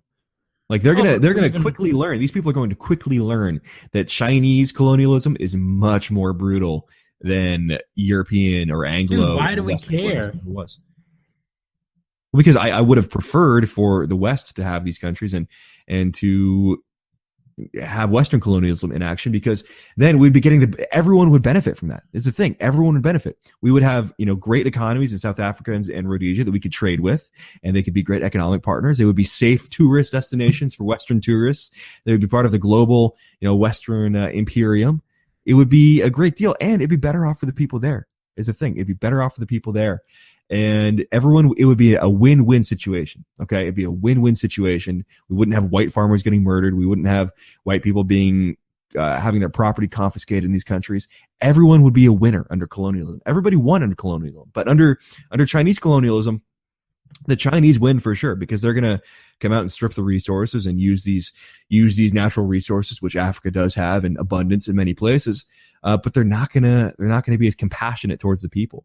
And, I'm not trying to say we need to do everything we can to help the Africans, but I would like to see their condition improved. I would like to see them in a functioning society. And they're just not, fundamentally, they're not going to get that under Chinese rule. I say let them go. They're more trouble than they're worth. And even there's a study by Jacob Viner from the Chicago School of Economics that actually showed that India in particular was a net cost on the British Empire as opposed to a net benefit. They spent more money trying to subdue that colony and maintain control over it and everything else than they actually got in material benefit from having them as a colonial possession. So I'm against it. I'm against empire at this stage in the game. I mean, there was a time when America had an empire. There was a time when Europeans had an empire, and that time has passed, unfortunately. And maybe one day we'll get back there. Maybe one day we'll have that kind of abundance and that kind of energy and that extension. But it's just not. I mean, we can't get our own stuff right. We have people in our own country that we can't administer, and we're going to go into Africa and administer that. No way. That's the thing is that we do need to look after our own situations first, but just thinking in a historical retrospective, like we would have been much better off to back the Rhodesians, to support the South Africans in what they were doing, instead of getting tricked by the communists. I mean, we've gotten played by the communists in multiple world conflicts now in the 20th century. That the world would have been much better off had we not gotten involved. We have gotten involved on behalf of communism so many times throughout 20th century history that it really is disappointing that our leaders didn't see that for the threat that it was at the time. Of course, hindsight's 2020, right? We thought that we were doing the right thing by trying to use soft power to force South Africa to end apartheid. We thought we were being the brave anti-racist crusaders, but now we know that things just got much worse off for everybody in South Africa and Rhodesia after that situation fell apart. Mm-hmm. Speaking of falling apart, the German coalition looks like it's going to be rebuilding after a very tumultuous 2-week period there for Angela Merkel, where it looked like she wouldn't be able to form a coalition. I did a tweet thread on this like last week where I said that I predicted that the Grand Coalition would be back between the Christian Democratic Union and the Socialist, the SPD. And everyone said, no, it's not going to happen, never going to happen. But earlier this week, it looked like Germany's going to hold snap elections because Merkel couldn't form a coalition. But now the coalition talks are back. Merkel and the CDU are talking to the SPD, and it looks like they're going to form a coalition, another grand coalition with her and Martin Schulz is going to be happening. So this is going to be more of the same for Germany. And the real winners in this are AfD. The real winners are the Alternative for Deutschland, the nationalist right-wing parties, because if Merkel is put back in power and it's the grand coalition all over again and things continue going the way they have, you're going to see a lot of CDU voters who are, kind of softer, centrist conservative voters realize that Merkel is incompetent. Merkel cannot do a damn thing to help Germany, and they're going to turn in droves over to AfD. That's my prediction anyways. What do you think? I don't know. It's tough to say. I definitely think that Merkel's on the way out. I mean, I think there's no worse message. There's no worse thing that a leader can do than to fail in forming a government. I mean, that's kind of like, if you can't form a government, what business do you have leading the government, So I think that's kind of a horrible omen and a horrible look for Merkel in the eyes of the German people. They were all ready to, you saw with AfD some pretty positive returns in the first election, and now they're calling for snap elections. The people were already looking, I think, somewhat for kind of a new order, or at least some people were. And now that she's not able to form a government, which is such an incredible sign of political incompetence, I can't imagine that she would have stronger returns if they called for snap elections. So I think her time is up. I think it may be time for Merkel to go, which would be great. I mean, she's the last one out of all of the leaders from the Obama era, whether it be who was the one in the United Kingdom? I forget his name. Blair, yeah. No, was it Blair? Blair was Bush. No, Blair was Bush. David Cameron. That's right. David Cameron and Francois Hollande and Merkel and Obama. They're all going away, so I would love to see her go. Yeah, so it's looking like she's going to be chancellor again, because if Merkel and SPD do form a coalition, CDU was much bigger than SPD this year, even though they both had pretty terrible years. So the chancellorship will go to CDU. I would predict right now that Merkel gets the chancellorship again, if they make some heavy concessions.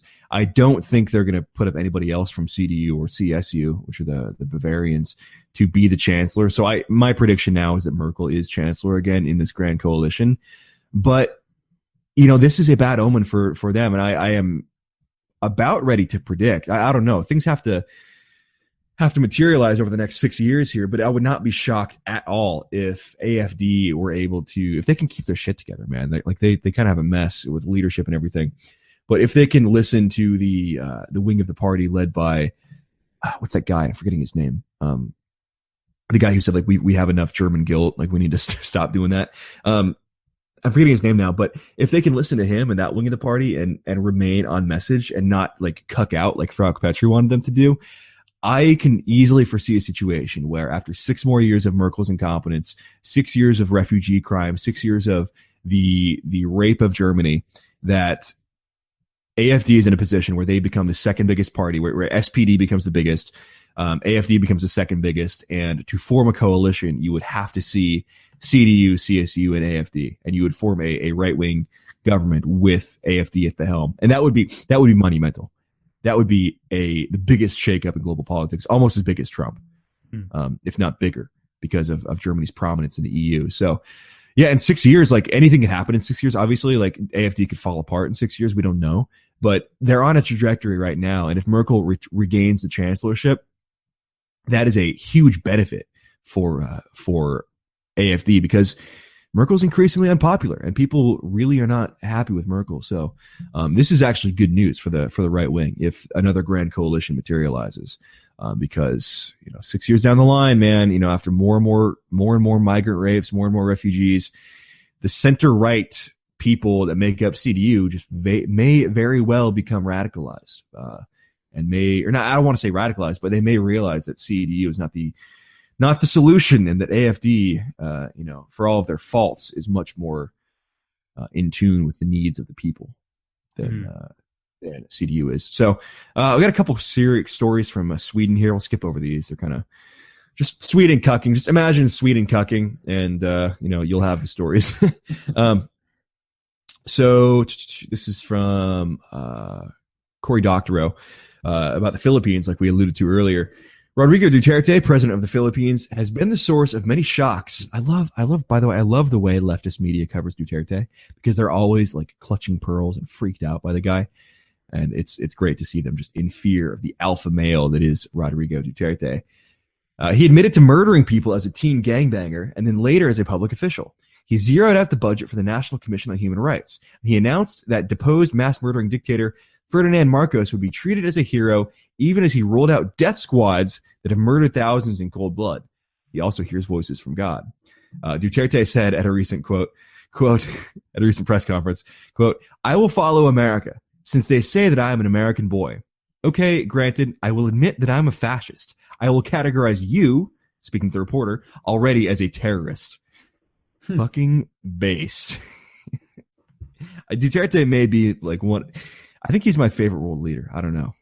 He's definitely in the top 3. He's top 3 for sure. Nah, come on, baby Donald Trump, Putin. I do like Duterte though. Yeah, he's pretty based. I like Duterte has done more to just like get in the face of the global political order and just tell them that he doesn't care than Trump has. I don't know about that. Well, but you got to consider that Duterte has a lot less to lose. I mean, he thumbs his nose, or is that the expression, at the UN and all that. But Donald Trump's president of the USA. But no, I get what you mean. He's a baller. I like how he just talks about, he kills people. He has killed people, many people. And, the way he loosely throws it around. Well, that's the mood of the whole world.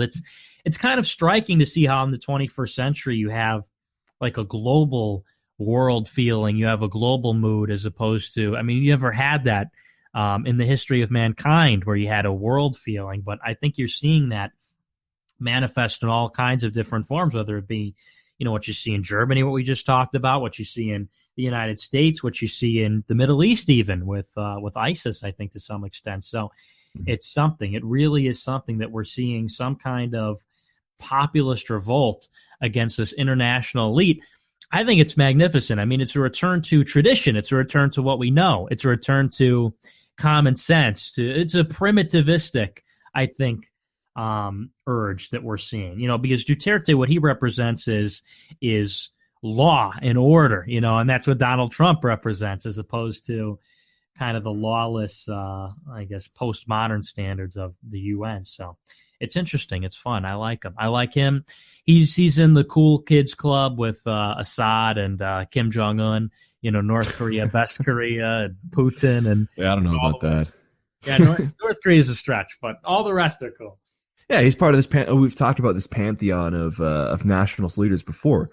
Duterte, Assad, Putin, Trump, some of those Eastern European guys, you could include in there as well. Orban over in where's Orban from? I forget. Hungary. From. Hungary, yeah, Hungarian. That's right.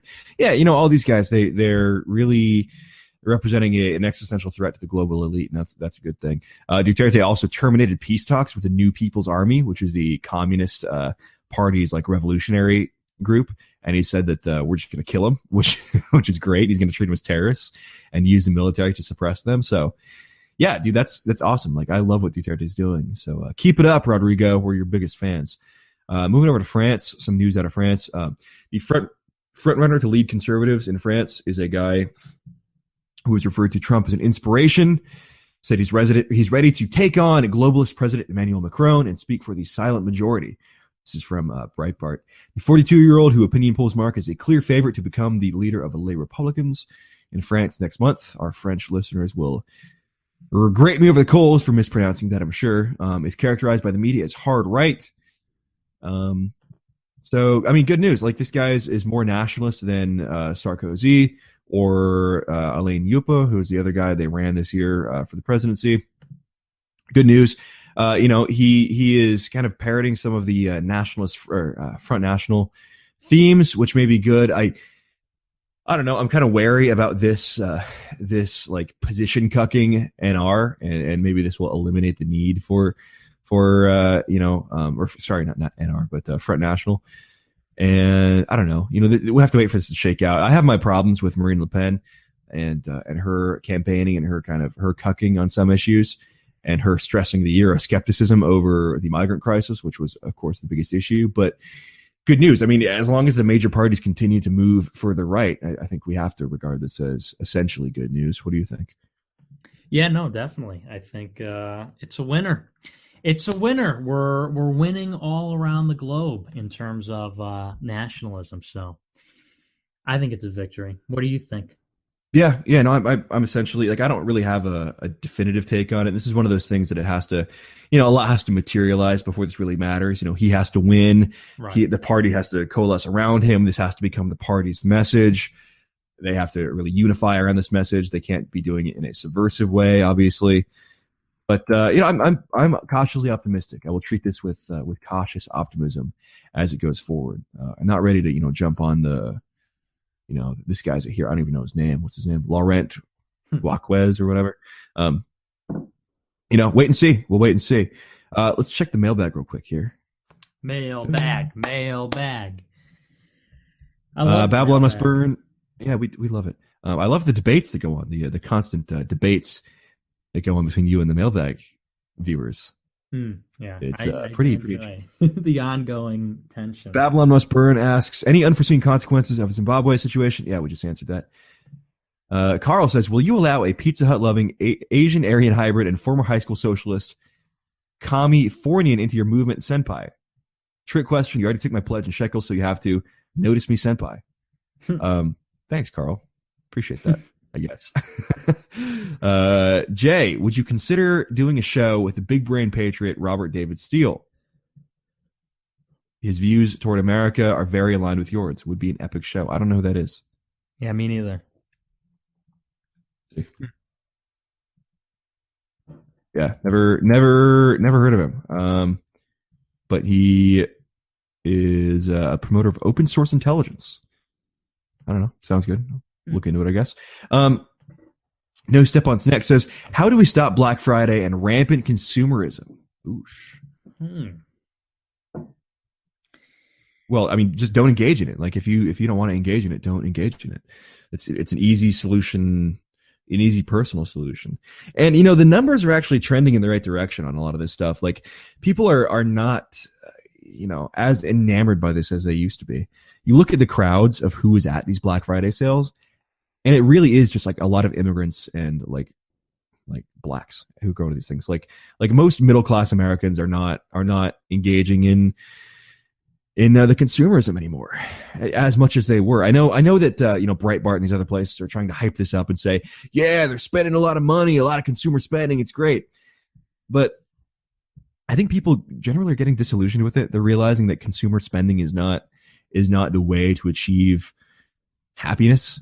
At least I would like to think that. I would like to think that's going on. I don't know if that really is, but I would like to think it is. What do you think, Nick? Yeah, I think it's tough because in my personal world, that's happening. I mean, people that I know are I think turning against that, but I don't know what the general feeling is. If anything, I think it's getting a little bit worse in terms of, we see Black Friday, for example, just the other day. We see with the iPhone 10. I mean, I think there's no better example than the iPhone.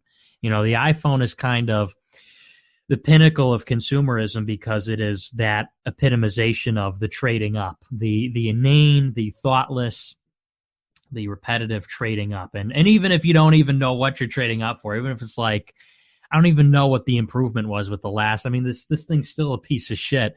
It dies after a day. The chargers get ruined real quickly. The Twitter gets slow. I mean, what are you trading up for? And it costs you how many hundreds of dollars? And so I don't know. It's tough to say. But yeah, I mean, like you were saying, just don't engage. Just opt out of it. It's very easy.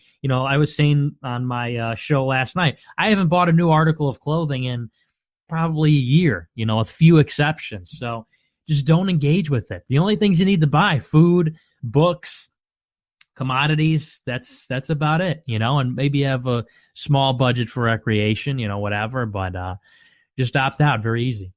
Well, yeah, I think the important thing is to live within your means and have your priorities set in place. Because if you're making a bunch of money, you're making, 80,000, 100,000 or more a year, like you can spend money on hobbies. Like it's fine to have hobbies and things you like to do. Not everything has to be spent on sustenance and whatever. And I'm not uber wealthy by any means, but I have my hobbies and I do my off-roading and my tech stuff and have some hobbies. I have a new pet. I was gifted a little chinchilla guy the past couple of weeks.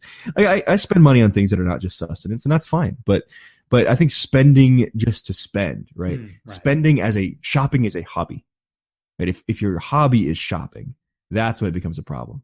If you just spend money for the sake of spending money, that's when you need to really evaluate your priorities. It's essential to have hobbies. It's essential to have things that you do that are not about work and about the rat race and about, advancing yourself financially. That's the only way to stay sane in this world is to have hobbies and fun things to do. And that's fine. I would never tell anybody not to engage in those things.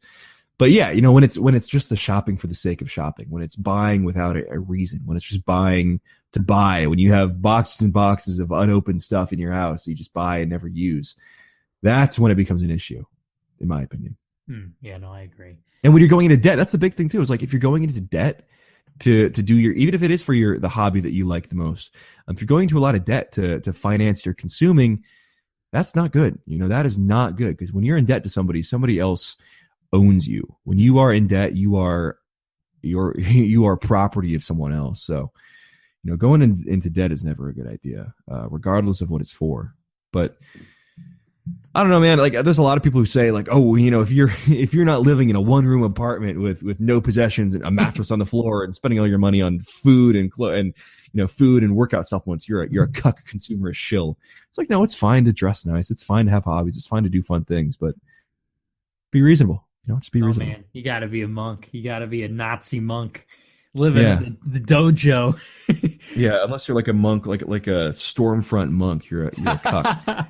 Concrete floor, you sleep on your workout bench. Yep, no heat. That's right. Well, yeah, I mean, that's how we evolved in the cold. Right. James. But yeah, no, I agree. I agree. And hobbies are a good way to spend money, because what's cool about hobbies is with some of these hobbies, it's like a one-time fee and then you're good. I mean, you think of like, if outside of hobbies, what there is to do, the only thing to do is to spend money. Like you said, either to shop or you go eat food or you go to the arcade or whatever, some degenerate. Well, that's fun, but it costs money. Whereas go to the movies every week or whatever. Yeah. Yeah. But whereas you buy like a fishing rod, or you buy, I don't know, whatever other kind of hobby you might want. That's something that's free, outdoors things generally. And so I agree. I'm with you on that one. Yeah. Being from the West here, I was fortunate to be around the outdoors and outdoor stuff and hiking and camping and fishing and all that from a very young age. And it was very integral to what we did as a family growing up. So it's something that I, plan to pass down to my children as well. And something that I get a lot of value from. And like you said, it's something that you don't have to spend a bunch of money on. Like I think in the state of Washington here, the Discover Pass to park at the state parks and everything is like $30. Okay. So $30 for a year membership, by the way. So you can go to all the state parks you want for $30. And that's a great deal. A video game or whatever, it's going to cost you about that. Going to the movies once and getting your barrel of popcorn is going to cost you more than $30. Like you get the outdoor pass and go to the state parks and, buy the tent for $50 and camping stuff and do that. Getting out in nature is very important. I'm very pro nature. I'm very pro conservationism, actually. And that's where I would disagree with a lot of people on the right who just say, yeah, fuck it, turn it all into a big shopping mall. No, don't do that. We need to protect the natural spaces. We need to protect the state parks. We need to spend, that's one area of the federal government where I am okay spending money is maintaining and protecting state parks. Indeed. So, get out in nature. Go. REI is doing a cool thing. What do they call it? Like I forget the hashtag. It's some hashtag REI is doing because they were closed on Thanksgiving and Black Friday. Do you have REI? Is that global? Is that? No, I don't know what that is. Oh, it's like a recreational store. It's big on the West Coast, big in Washington. And they were doing this thing where it's like, don't go shopping. Don't shop on Friday. Don't even shop in our online store. Just don't do it. Go out and go camping or go hiking or something. I support that narrative 100%. One last question here. George says, Nick, your faith in Christ is admirable, but James's view seems more in line with modern youth. A BTFO. Last night you even said you don't understand how someone could become an atheist. This isn't meant to be a personal attack, but do you really not see why large numbers of young men are becoming atheists? A lot of it is due to Christianity itself. No, wrong. It's got nothing to do with Christianity. It's got to do with the culture. To describe the failures of our modern culture or to ascribe the failures of our society or the stewards of it onto Christ or onto the church or the scripture. No, my friend, misguided. And it's not onto Christ or the scripture. I think it's often in the presentation of the not scripture. On Christianity, but that's not Christianity. I mean, what is Christianity but the scripture and the prophet and the church? It's got nothing. It's got to do with the society which is degenerated. Well, those are different things, though. Because the scripture and the prophet are one thing, and the church is something separate. The church is part of Christianity. Oh, you're referring to Catholicism, the Catholic Church, the church. Even Orthodox has a church. I mean, the only sect that doesn't have a church is Protestants, and even they have. I don't know if it's the same type of church. It's more of a communal thing. But I mean, look, the point I'm trying to make is that. I mean, you're right. It is in the presentation. And what I said yesterday was not, I don't understand how somebody has been led away from God or from religion in the modern day. I never understood being an atheist. I never understood not believing or thinking that that there's not a God. I mean, that's a very particular thing. I understand why people have been led away. I was led away from it when I was in middle school, but I never stopped believing there was a God. And, how you reach these people, I do agree with you, James. It's in the presentation. We have to change the presentation. The way it was presented to me in CCD when I was a youth was horrible. It was horrible. It was cheesy. It wasn't accessible or relevant, and that has to change. But I mean, we have to set that as our North Star. For all these nihilists out there, I don't know how they answer the big questions. That's what I mean by that when I say it's difficult for me to understand, because I think of the transience of our existence here, and I can't think of an answer inside the void or inside this or not having some nagging doubt about like your waking life if you don't have some kind of an answer, a start or a semblance. I don't know how anybody does it, really. I mean, these questions bother me like every day, all the time. And that people just like put it off, or it's like, I'm just good that when I die, we just go away. I've never understood that. A lot of people just don't really care. Like they just become so consumed by thinking about the present and the immediate future. They don't think about that broader future. Mm-hmm. And I mean, that's understandable. That's part of being a young man in society is you want to make sure you can get a good job. You want to make sure you can provide for your family. Oftentimes those bigger, more existential issues can take a backseat. And so, I understand how it happens. And I understand why so many young people who may be raised in Christian households turn away from Christianity and turn away from the church, because so many of these churches now, and this is especially in Protestantism, but in Catholicism as well, like we talked about earlier, so many of them look and feel just like front groups for leftism, like a modified version of political leftism. And the politicization of the church has become enough to turn a lot of people away, especially, and that's more for people who are older. But when I was in church, we would go on Sundays and we'd go do the thing and go to youth group or whatever, and learn the scripture lesson or whatever. And then, those same kids would go and drink on the weekends, and they'd engage in the behavior that was condemned by the church. And I'm not condemning drinking, maybe like young teen drinking. I'm not condemning I don't know. I'm not gonna be one of those guys who's like, oh, you never drink. But there was just not a lot of realness to the church. There was not a lot of substance to the message. Right? It seemed like this was just like this kind of cool hobby or whatever. You just do this on Sundays and then you live the rest of your life disengaged from it. It was very compartmentalized. And when religion becomes compartmentalized like that, people stop caring. Right? It just becomes like going to the grocery store. Right? It's not something that permeates your life. It's just something that you do as this hobby. It's no different than playing video games for half an hour on a Sunday or for an hour, after work or whatever. And I think that's part of the problem. And that's why it loses meaning for people. Religion just becomes another one of these hobbies. And when things get busy, you just drop it, right? It just becomes less important for people. Mm-hmm. Because there's no call to action in the theology, right? There's no, the pastors and preachers and ministers or whatever, they're not telling you that you have to live your life a certain way. You're not going to church for that, right? When you go to church, you want to be told the right way to live your life. You want to be told the right way to conduct yourself. You want to be told the godly way to live your life. If you're someone who goes to church, that's what you go there for. You don't go for, a seminar on, some basic, love your neighbor type of theology. Like, oh, great. Everybody can fucking agree to that. You could watch Modern Family on ABC and get that same message, right? There needs to be more to it. There needs to be more to it. And I think that is one of the failings of modern Christianity, is that it's replaced real theology with just basic, like Aesop's fables levels of preaching. Yeah, no, I agree with that. And that's, that's a big reason why I'm so strongly Catholic, is because, we need a Christianity that's fully loaded. It's not going to attract people if it's just this willy-nilly Aesop's fable type thing. And that's what it's largely become, because you're right. People don't, they don't take it seriously when it doesn't take itself seriously. The church has become afraid to be the church. And that was always the strength of the church, was that it never changed.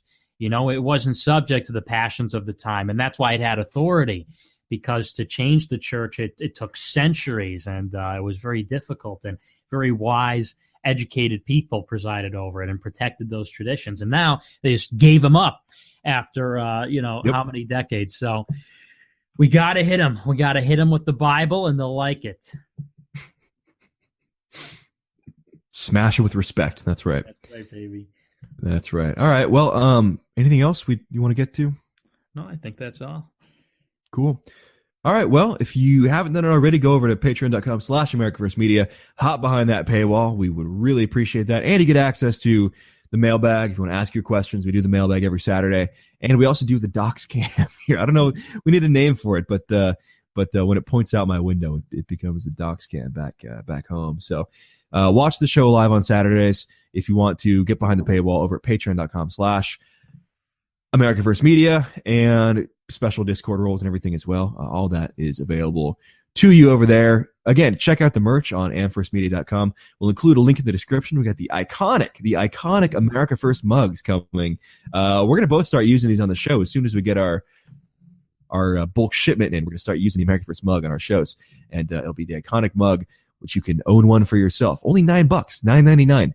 Hop on over to amfirstmedia.com and get yourself one of those. Pre-order, so we'll be shipping them out on the 10th when they come in. So Thanks for watching, everybody. Thanks for listening. Appreciate it. Going over to iTunes.com, give us a good review and follow us on iTunes if you are a iPhone user or you have iTunes on your computer or whatever. Go over to iTunes, give us a 5-star review, follow us there, help us improve our rankings. We're really trying to get that up.